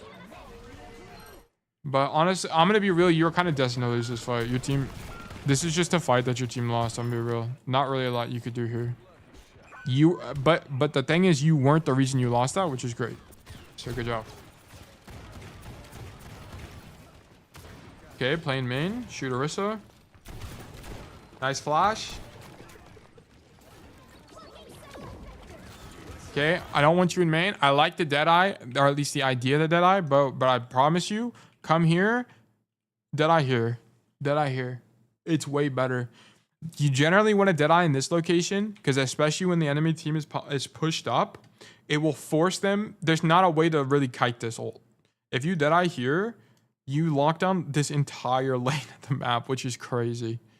Or I have no idea where to play. Okay, no problem. I'm here to help you. But yeah, so the Deadeye you want to do is this one because they're forced to walk into your team and you can just deny backline. It's really strong. It's really, really strong. But how you play third defense is it's going to be a lot of denial and less playmaking. So it's going to be denying this rotation from a flanker or swinging wide like this and going like either denying this angle or going for a flank. It's like kind of what it comes down to, right? You don't really want to play in main. Also, just Chuma in general, one good habit that all DPS players have is that they always check to see where their other DPS is. And how Overwatch works is Overwatch is generally one on the angle. You're going to win on an angle, okay? That's how you should think about it. So you want to take the angle here and then shoot them in the back. That's how you win this. I know you're dead-eyeing to stop the push in main, but you can just do the same thing from the angle and it's going to be more consistent. Because even if you die on this angle here, the enemy team has to back up to respect you. And when they back up, your whole team is going to push forward. So it's like a push-pull. So even if you die on the Deadeye on the angle, it's still going to be good for your team. So, yeah. So that's kind of the problem. Yeah, so you lose here because you just play main. Like, you needed to swing the right angle here. Like, you kind of did it where you marked someone here, but you needed to kind of commit to this and look for some kind of kill. Like, I needed you to play to win on this angle. Like, here, you playing in main is just you kind of playing Cassidy. Like, I need you to play to win. And I had a whole conversation on this in the last, like, 2-3 VODs. Okay, cool. So, normally, if the cart was, like, either here or further in choke like this, one thing I do recommend is looking for this rotation and shooting people in the backline. But that's just not going to be in the cards for you because the cart is so pushed up. So because the cart is so pushed up, you really look to hold like this choke really. So it's going to be a lot about like playing this door frame and swinging wide and shooting people, or playing kind of like your Malga and shooting them on the walk up, either one. In this case, I'd probably shoot them on the walk up, but I'd just be careful of Hanzo. Just don't die to Hanzo really.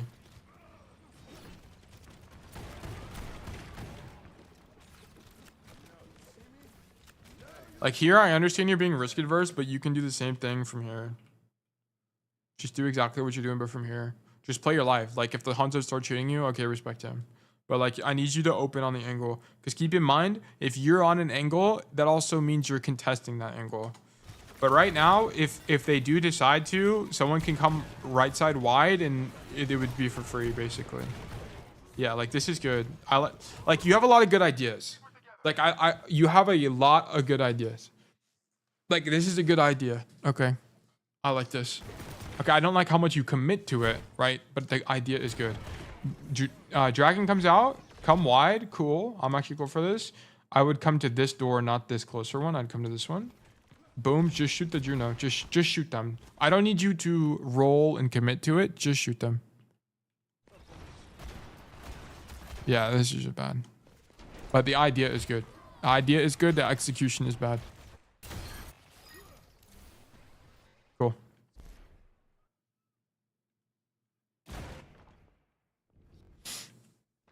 Okay, yeah, that wasn't too bad. It's just it looks like you don't really know how to play Rialto second. Yeah, well, that was a staging issue. Rialto second was your staging issue. That was an accidental roll. Okay. That's fine. But the play was good. It's just the execution, yeah. So accidental roll or not, whatever. Not a big deal.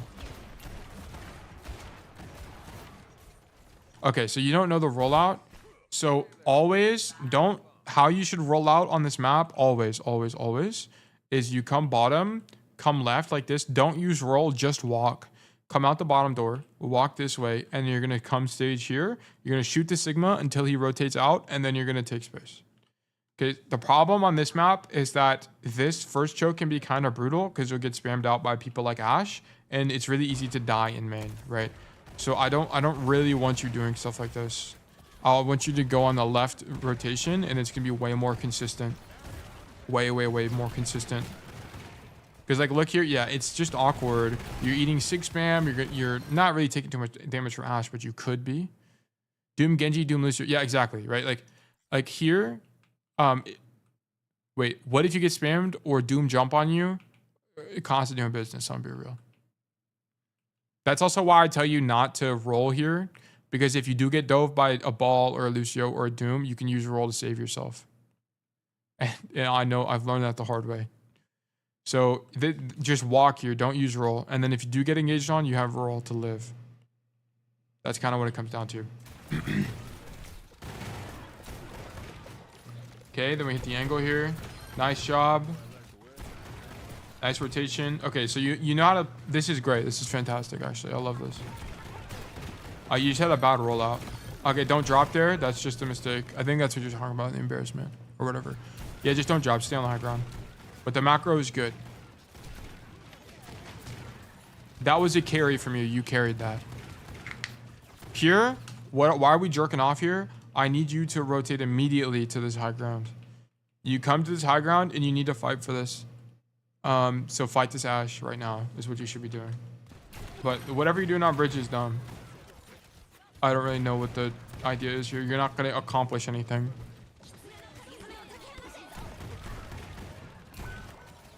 Yeah, so the problem is you make the rotation, but it's way too late. And if you were going to carry the fight, you're just too late to the angle. So okay, you actually overperform and you actually just win. So that was an overperformance. So what you just did is inconsistent. You will not consistently win games with this type of play. You needed to make this rotation that you do to the bridge earlier. Stop doing whatever you're doing on bridge. This doesn't make any sense. Okay, you need to make this rotation earlier. You needed to kill the Ashe or fight the Ashe or whatever who was up here. And then this whole sequence of plays that happened would have happened more consistently. So you overperform given the macro you did. Like, yeah, this is just overperformance.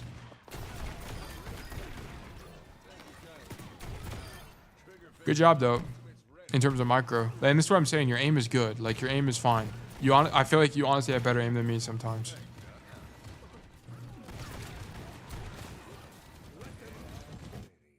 Here, I'm not convinced this left side play is better for Cass. I'm gonna be honest, because there's just not a lot of cover, and you can't really go deep unless you can set up here somehow in the pre-fight. There's just not like a good way to make the rotation. So I'm honestly fine with playing main. I think main is fine.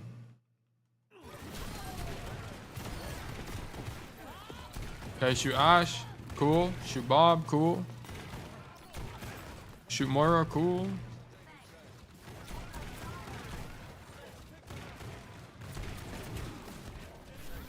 Okay. So here you're just a little aggressive.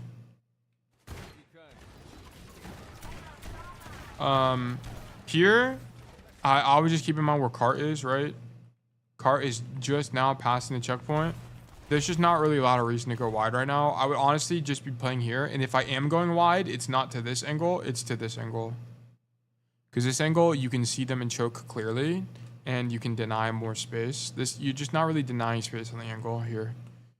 So if I am getting aggressive, it's to this one, not there. That's the only difference.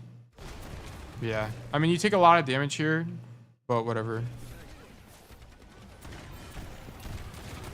Yeah, you can kind of just feel how this angle isn't really that strong. Because at least if you're on this angle, right, and they do push you, you can rotate back out this staircase and be fine. So I like the idea, but the choice of angle is not preferable in my opinion. I like this flank too. The only thing I don't like here is this. I think the Deadeye is okay. I mean, it's the same problem as earlier, right? Like, you should be, whenever you're using Deadeye, you need to see them first and then determine if it's a good Deadeye or not. But also keep in mind, imagine if you were here, this is a way better Deadeye than this ever will be, okay? So once again, it just kind of comes down to your choice of position. I like the angle, like you have a good idea. I just think there's a better decision to be made, right? Like coming to this angle is going to be stronger for you. But for this Deadeye, like I think this looks like it's a bad habit from you. I need your dead eyes. You need to consciously think about, is this kiteable? Do they have cover, whatever, and then decide from there. So you will play some games where you will literally never dead eye, and that's okay. Deadeye is one of the few ultimates in the game where you can just straight up be worse off by using Deadeye. Here, I don't like to roll to the angle. That's the only problem. I think I just don't roll to the angle. I like you swinging, but you need roll to get back out if you do peek aggressively, right? That's how you should think about it. Roll is a defensive cooldown most of the time. So just swing the angle by walking, and then you get contested here, like by the Kiri, then roll out. Okay, that's how you should have done it.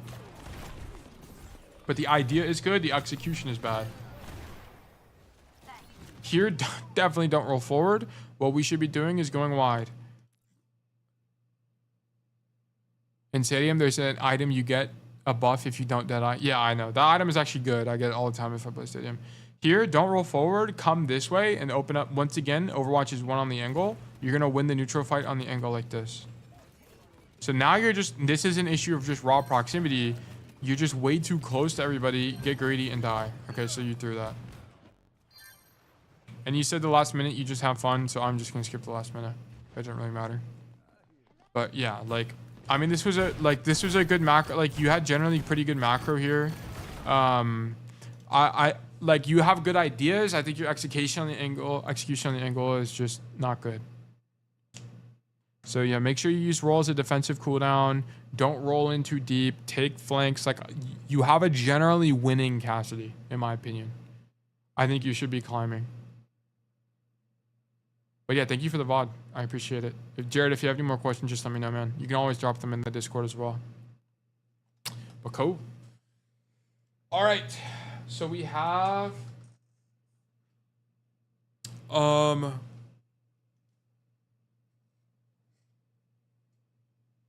Do I have any more codes? Gargamel, did you drop another code? I don't see another code in here. Oh, one new post. Oh, Midtown.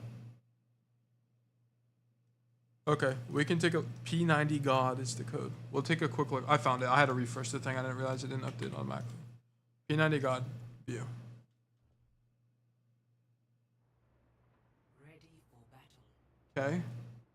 Player. Next time I'll send you a game where I lose or something, since the enemy team is always bad. Yeah, enemy team. I mean, that's a good way to think about it. Enemy team. How we want to think about the game is like, how can we make the best play even if the enemy team makes mistakes? Like, and then how can you capitalize on mistakes? Like, what is the best play available to us? But yeah, that was generally good for me, Jared. That should be climbing. A loss might be more informative. Okay, so Gargamel on Midtown. I don't really like playing this angle because the rotation out is just long.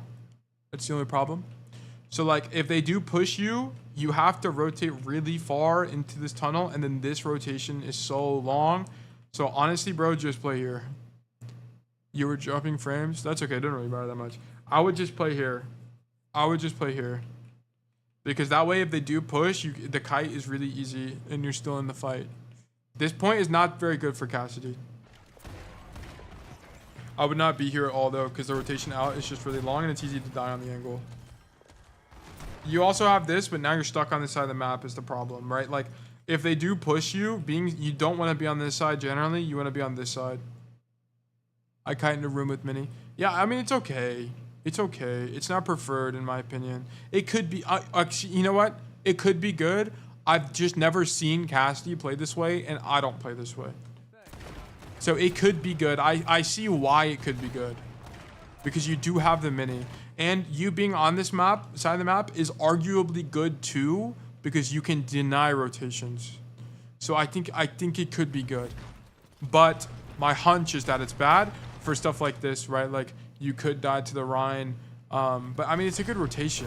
Like, you have good timing on the rotation. And then you go back to the angle. So, you know, I can see the value. Maybe I'll try playing like this. Can I just play a game now and send it after? Yes, but I'll probably be done streaming coaching by then. We'll look.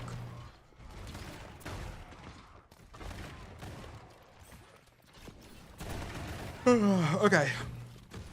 So we're back on this angle, which once again, in my opinion, is, I don't know if it's better or worse. Boom. Nice shots. I like this. Match your tank's intentions. This is all perfect. Great. Great job. Back on the angle. Now you have Deadeye. So... yeah, okay, this is exactly... I mean, to be fair, you could still die to this on the main angle I was talking about. But I feel like... yeah, like you could... but I feel like this is way harder to die. It's way harder to die to Widow here than it is here. Like, let's just look at it from Widow's perspective. I mean, yeah, like, just look at that.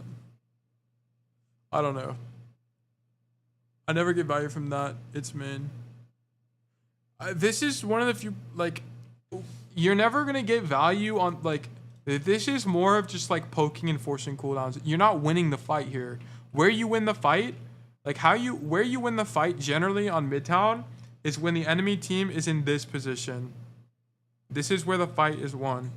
The fight is not won here. This is where you just poke people. This is like poking.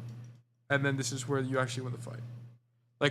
Like how it should work, how I play Midtown is I stand here and I poke them. And then once they start pushing up, I rotate up the stairs and then I stand here and shoot them in the back as they go to point.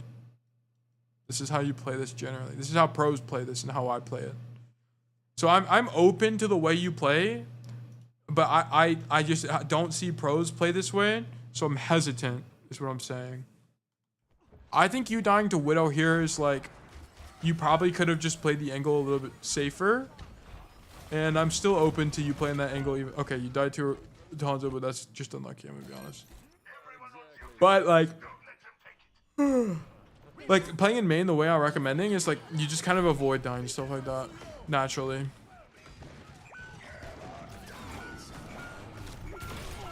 I don't like the Deadeye here against double sniper is kind of all it is. And this looks like a blind Deadeye as well. Yeah, this is a blind Deadeye.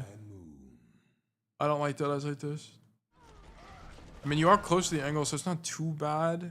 But, I mean, you definitely see the... I mean, it's whatever. I'm not too worried about the Deadeye. Don't worry about the Deadeye. I think it's okay. I didn't want to peek. Yeah, I could see... after I saw it, I could see what you were doing.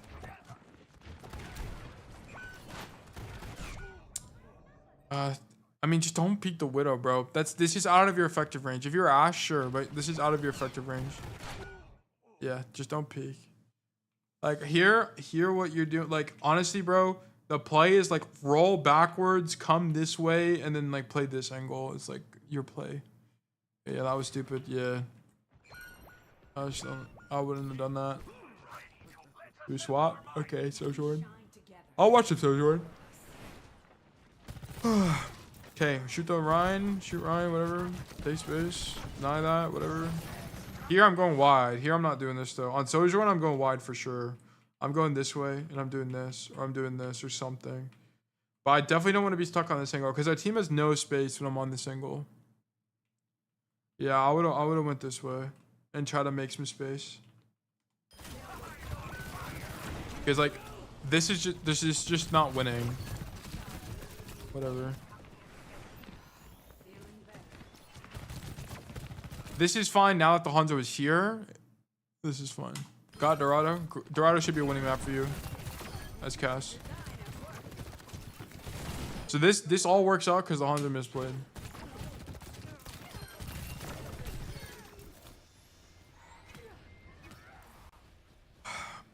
Okay, cool. Contest around on the walk up. Perfect. Shoot Ryan. Shoot Ryan.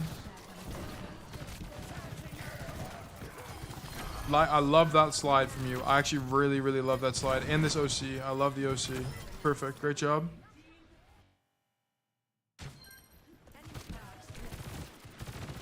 Shoot main. Contest the Hanzo. And you play your life here? Great. Great job. Slide out. Go back to the high ground. Oh, we need that E to hit. That sucks. Nice kill. This is a little bit of an overperformance on the angle, I will say. I low-key like Midtown with Cass. Second and third are not... I don't like Midtown. I just don't like Midtown. It's so awkward. All the angles are awkward.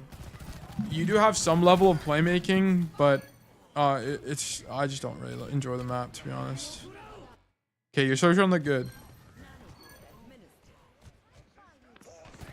Yeah, you look good on Sojourn. That was fine. Not versus a Widow. Yeah, that Widow was pretty brutal. It's hard to deal with this cast in particular. Here I would clear out the Tracer. Nice job. Nice crosshair placement. That looked great. Okay, this is just that's unlucky. Not gonna lie, that was just straight up unlucky.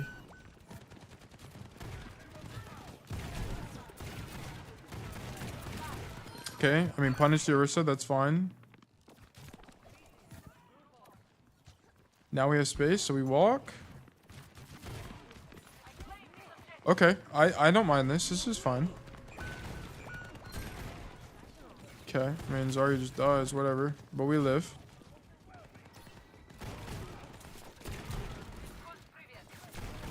Okay, this is fine. Yeah, I'm yawning a lot, bro. I gotta stand up in a second. This is just bad timing. So I like the idea of the flank, but your team is just not back yet, I don't think. Oh, yeah, they are. Yeah, they are. Never mind. This is fine. Your Zarya just got back. Okay, your Torb is dead on the angle. That sucks. Okay, here you just needed to commit to the rotation. The whole team chased. Yeah, here, this is a commit to the rotation type of situation. Unfortunately, none of this mattered because your Torb is dead. So that's kind of just the state situation. Like, you needed to be a slightly earlier here. Once you make this rotation, like this, you need to commit. You just need to commit entirely. Like, I need you to roll and then either decide if you want to go back or just go, like, yeah, do the rotation you did, like walk up the stairs type stuff. But you have a bit of hesitation, and it does make a difference. It does make a difference. Because now the Ana has closer proximity to you, and you die. Right? Like, if you were slightly earlier, you would have actually made it up the staircase, I think. You didn't expect the ultimate chase? Yeah, but I think it's like, once you're deep, that's kind of a situation, like, once you're in the deep end, you have to commit. Then I thought free push for my team. Which is a good way to think about it, Gargamel, but the problem is the Torb died. If there was 4 people on your team alive after you died, you would be right. But the Torb died early. So it's a good line of thinking, but it's just kind of like an execution and timing problem.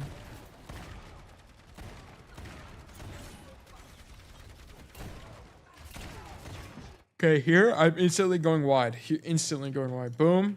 I tagged Ursa once. I'm going wide like this, making a long ass rotation and coming for this flank. I would not stand in main. Yeah. Because you're just gonna, I mean, yeah. I mean, they use 3 ults, but whatever. Here, don't move at all. I would not move a hair, actually. Because I know, even though you're crouching, they can still hear you on the angle. And the last thing you want to do here is die. So you overperform and kill the Ana, which is good. Well, I love that for you. Stay on the angle and don't get greedy. Perfect. Hopefully your Curie helps you fight this Hanzo. Nice kill. How do I feel about this Deadeye? Just bad roll. Just bad roll. Boom. Maybe grab the mini there. I don't like the roll forward. I think the Deadeye is 50-50. Curie left. Yeah, that does suck. But honestly, you did enough on the angle where you should win the point anyway. Oh, we don't win. Okay.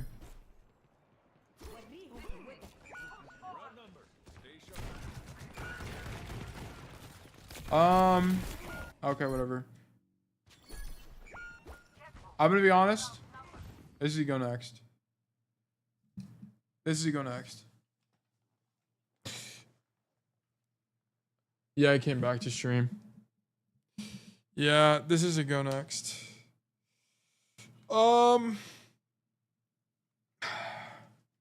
I mean, you could have gone Soj. This just sucks, I'm gonna be honest. I think you did fine.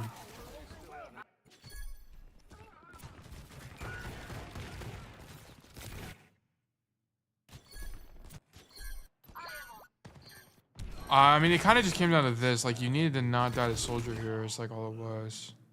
Like, one thing to know about Deadeye is like, if you're gonna do this, how it should work is, boom, Deadeye comes out. Nice shot. You're gonna draw about now, and then you're gonna shoot him again. Is how you should do it. So that's kind of the problem. Is you like wait for the red skull. When you're in a 1v1 with Deadeye, you want to draw early and then just finish them off with one bullet. I expected a Suzu. You shouldn't expect anything. Is like the, so that's kind of the problem. Like, you shouldn't expect healing. Like, the only time you should expect healing is like if you're literally the only person doing anything. I checked on Kiri 10 million times. I mean, here you should see the Kiri through the wall. I mean, if we're saying that, you should see Kiri just TP'd away. Here, like here, you see her through the wall. But honestly, this is more of just a Deadeye thing. Like, if you were gonna Deadeye this, shoot now. You needed to shoot now and then shoot him again. Like, draw now and then shoot him again is how you would have played this. But you would just hold it for too long. Is he killed too? How does he? Yeah, he kills Security. That's actually crazy. Wow. And your torp throws. Oh my god, whatever. This is just, I'm gonna be honest, you needed to overperform this game. Yeah, I saw many then thought Kiri would heal, then Helix came. You did overperform. Only on once. I think this is an average losing game for you, unfortunately. It's just one of those, like, I just don't really know how to win. Like, your Torb kept getting picked. Like, I'm gonna be honest, this is like one of those games where you just kind of can't win. I think your macro is generally fine. Like, yeah, like, this is just, like, you needed to either play a different hero. Like, this is not a game you can carry as Cass, at least, to say the least. Like, there were some things you did on attack, at least. Maybe on defense you could have done better, but on attack, I don't really know. I mean, you made a few mistakes, but, like, it's nothing insane. Like you guys honestly should have won this fight here, but then your team kind of shit the bed. Like, a lot of things just went wrong from your team, I'm gonna be honest. So, this is, in my opinion, just a whatever it is, what it is, go next type of game. I hope my advice was helpful. I mean, there is some, you could have got more value, but I'm gonna be honest, even if you did the things I told you, I think you still would have lost.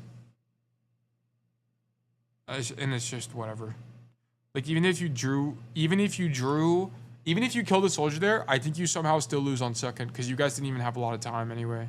You'd have like 2 fights.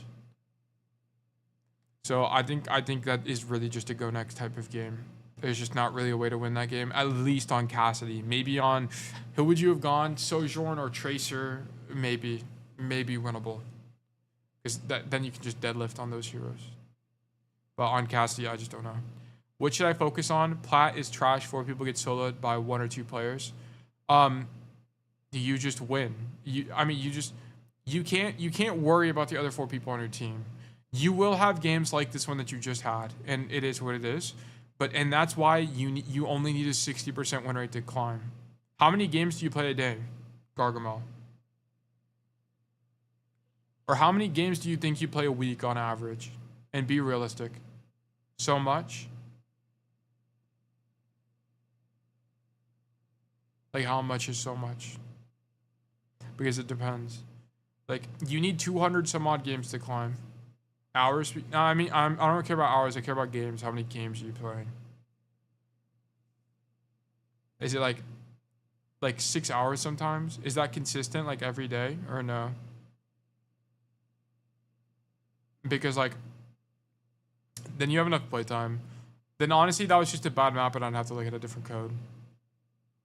Because, like, we looked at the Sabos, or no, was yours the Samoa code? Yeah, yours was the Samoa code. The problem with the Samoa code is that you weren't playmaking.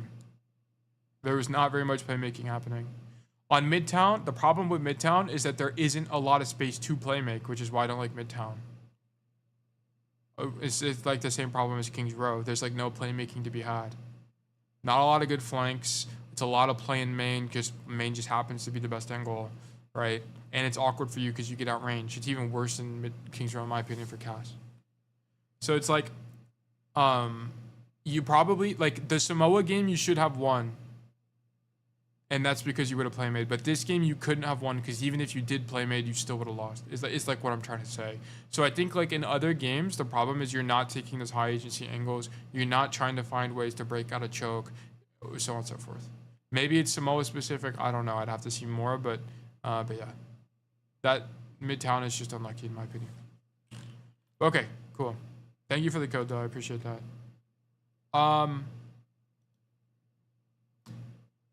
So we do have an Eichenwald code from Montana that I'll go through. And then I'm going to call it for coaching for today. Because that's all the rest of the codes that I have. All my games are 0201. Look, I can't like backseat every single game you play, but I can almost guarantee you it's probably something like what happened on Samoa. Where we just don't take an angle. Like if you see how Montana plays, Montana has been, I think he's like diamond now or something, or like high plat or whatever. But Montana is generally winning because he takes high agency angles. Like he is playing to win, which is really good, and it is how you should be playing. Okay, Montana does the good Eichenwald roll out. Contest May, cool. And then he gets contested on the angle. This is fine, just shoot. And then look for the rotation, perfect. Okay, so wait, why does he walk forward here? Shoot her, whatever. Nice kill. Don't roll forward here, Montana. This is bad. Just walk. But honestly, it kind of worked out for you anyway, whatever. Rotate to the angle because May is on the stairs. No big deal. Rotate back to the angle. I wouldn't come fight this May. I'm gonna be honest. Because you're up one, this just comes down to uptime, okay? So I would just be here shooting Orisa right now. You don't really, the angle is not as important. This angle is more important when you're like, it's less important because the rotation is just so long. Like you have to really commit to coming up the staircase and coming this way. In this situation, because you're up one, just don't get greedy. Stay on the angle and shoot the Orisa. It's like all you really need to do here. Like we just don't really need to be on the angle. I mean, it's still good. Don't get me wrong. It's just that more can go wrong because you have less uptime on the fight. And this is Eichenwald specific. There's some maps like Hollywood where you still need to just make the rotation. On this map, I don't think it's as important. Okay, cool. So we get the cap. Do we get the roll tech? No, we missed the roll tech. Not a big deal.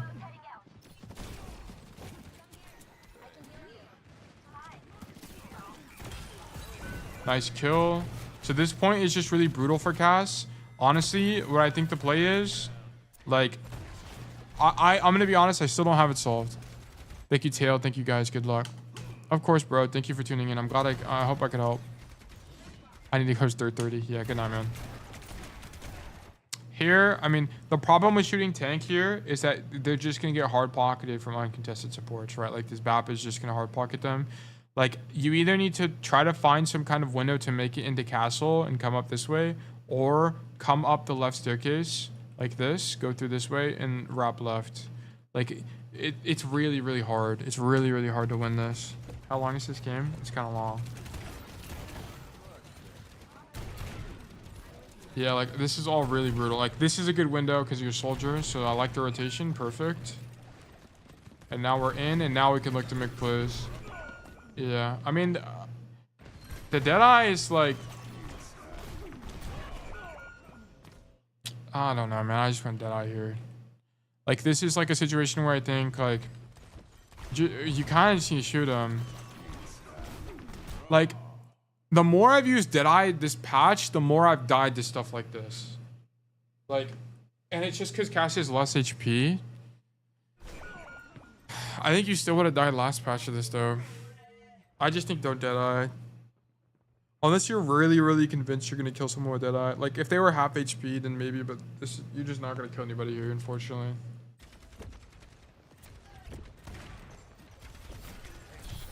I know that's easy to say, but, like, I just think that's a consistently losing Deadeye.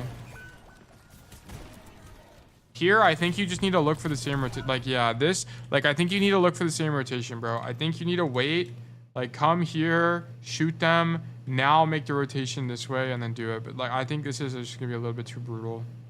Coming out this way, it's just too open. It's just way too open. At least the other way, you have more cover. Whoops. Yeah, and then you just die. I mean, I'm glad that you're trying things. It's better than staying AFK in main. But, I just don't think it's gonna win on this map. I think the right rotation is pretty bad. The right rotation is only good if you have space or like if the tank isn't in choke, like suffocating you guys like she is now. Okay, we kill the Orisa. Nice kill. Rotate. Get contested. I mean, I don't really know if there's a better play here, right? Like we just get contested. I guess you could stand in stairs, but this, at least here, you can grab mini, so I don't know.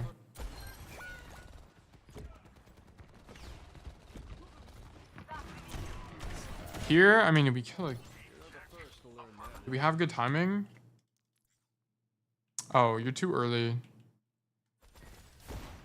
So it's a good rotation, but you needed to wait. Like, look, no one isn't really in position yet. You're down Kiri and Zarya, so you're just kind of too early on the rotation.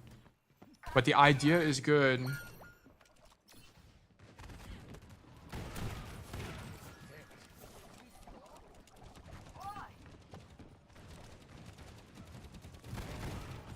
Okay, contest the Orisa.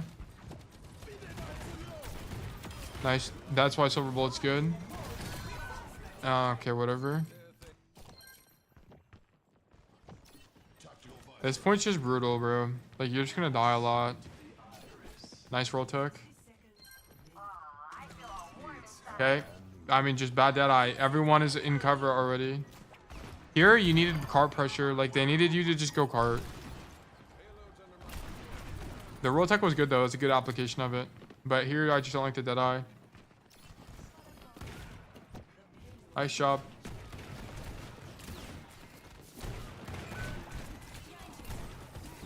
Okay. You're just kind of chilling. We need our tank to make space. Nice shot. Come right side. Okay, come left side, actually. I mean, this point is all about playing main. I've tried the flank angle probably a dozen times, and it sucks. I think playing in main is just better. I can't really tell you why I don't really like the flanks. It's more because, like, proximity is bad. The rotations are really long. It's just all kind of bad. But in main, you have more range. But, like, I don't know. I do think Cass is probably the best hit skin here, though, just because the neutral is so good for you. Cass or, I mean, actually, you can probably get away with Ashe. I mean, they're all probably fine, other than Soldier. Soldier's definitely not good here, because Soldier's more about taking angles. You needed to win second faster, is kind of what this came down to. But there's not really, like, a good way as Cass to control how you win second. I think, other than... You made one mistake, which is like your rotation left was good, but the timing was bad. You still had people coming back from spawn. I know you killed one, but even then you still needed to wait. Because there's no cost to waiting there, honestly. Good space denial. Fight ball. Great job. And, you know, I love that you're not giving up the angle, right? They're not pushing you aggressively, right? The ball, is the ball fighting you? Yeah, but he's not really a threat, I'm be honest. He used slam already. And then you kind of stay on the angle. I think this is good hygiene. They don't have Lucio as well. If they had a Lucio or a Juno, I'd say or like a Queen, I'd say you're throwing, but this is fine. In this matchup, this is actually good.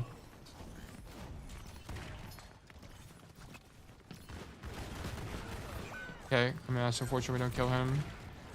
I prefer, yeah, I actually like you doing that other than chasing the ball, because the ball, it just can be fruitless at that range. Okay, don't die here. I mean, yeah, it's kind of lost. Okay, your tank kind of shit the bed in the holding space. Why did your tank not holding space? What actually happened?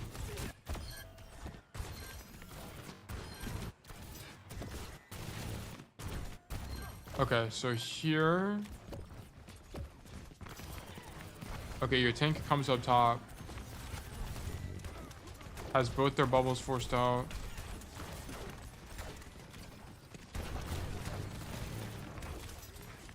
They just don't have any bubbles. They have bad bubble management.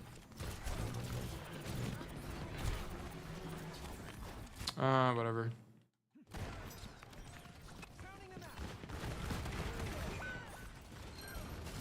Here, you probably could have stayed on the angle. Actually, now I think about it. Here, you probably should stay on the angle, cause, yeah, I think we need to stay on the angle here. You need to kill the cast, and then you need to re-swing, and then just you need to just ego this guy, honestly.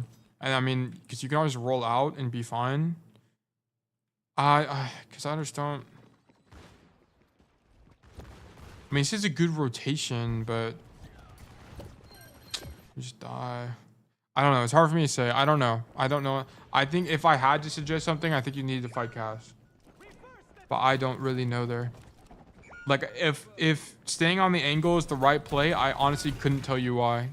It's just a hunch.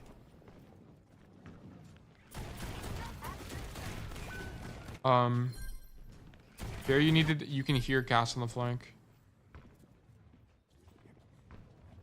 Yeah, you can hear him on your left. That you need to flash the pause over there and roll to the right, not to the left. That's all that was. And dying there is really bad because now they get castle control. So you probably lose this because of this. Like you absolutely need to not die here. Dying here is really throw. Because if they get an early pick, they get castle control for free, and you guys got stuck because you didn't have castle control, right? So this death is troll. So that's really unfortunate. The rest of this is going to be really brutal for you guys. I honestly kind of don't care about the rest of this. Yeah, you threw second for that one death cost you a ton. It cost you so much. I guess we'll watch it, whatever. But like that death is really, really brutal.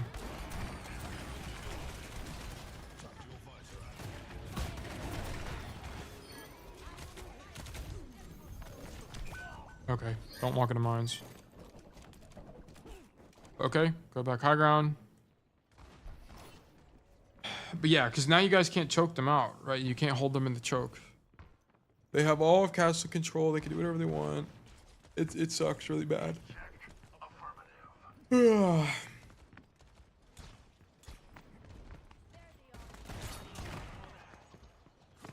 Okay, that guy's out.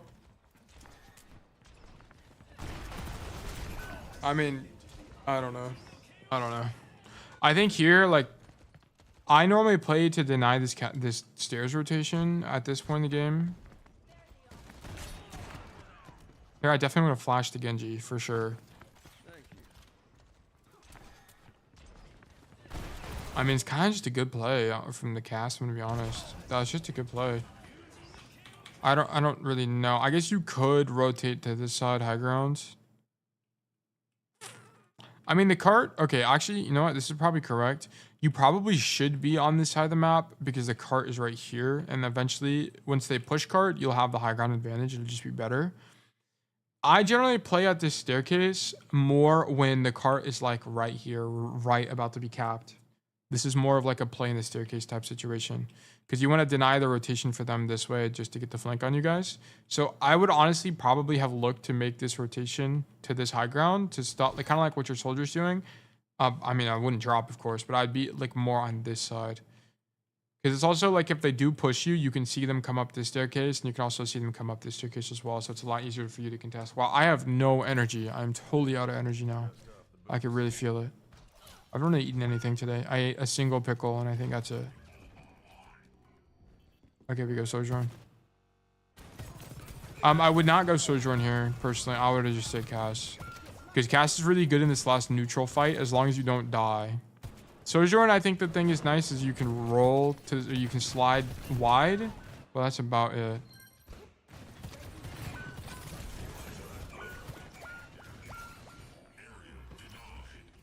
Okay, I know we just lose. Your second attack just need to be better, but it's brutal. I mean, in your second defense, you needed to not die early. That first death, it's like dying early on second Gibraltar. it's really bad because you lose control of a really important part of the map, like castle in this case, or shuttle on Gibraltar, or there's another map I was thinking about that's like that as well, but I can't really remember. But dying early there is really, really, really, really like game losingly bad. Not like, oh well, I died. It's a game losingly bad. So that's kind of what it kind of came down to on that map. Okay, I think I'm gonna take a break. I might, and I need to make, dude. I'm just out of energy. Oh, looks like someone's reviewing Montana as well in chat. But I'm so out of energy right now. Here's what I'm gonna do. I'm gonna stop streaming, and then I might get back on and do some gameplay. But I'll wrap it up here for coaching. We went for like 3.5 hours. I did like 5 or 6 VODs, I think. I actually went a little bit longer because I also did an Apollo VOD, which was like 30 minutes, but that was about it. Well, I just got I can walk coach me real quick. I don't do live coaching, unfortunately, and I probably won't ever. I just don't think it's very beneficial for the student, in my opinion. I'd rather you guys just like play the game and then come to me for coaching. I might do it in the future. I don't know. I might try it. I have never tried it, to be honest. But yeah, I think I'm gonna wrap it up here. Thank you guys for tuning in. I always appreciate you guys supporting the stream. Once again, if you want to get free Casty coaching, you can always join the Discord and submit a free VOD request. I do coaching streams on Monday and Friday, and I do gameplay streams Tuesday, Wednesday, and Thursday. Once again, thank you guys for tuning in, and I hope all of you have a fantastic rest of your day. Bye-bye.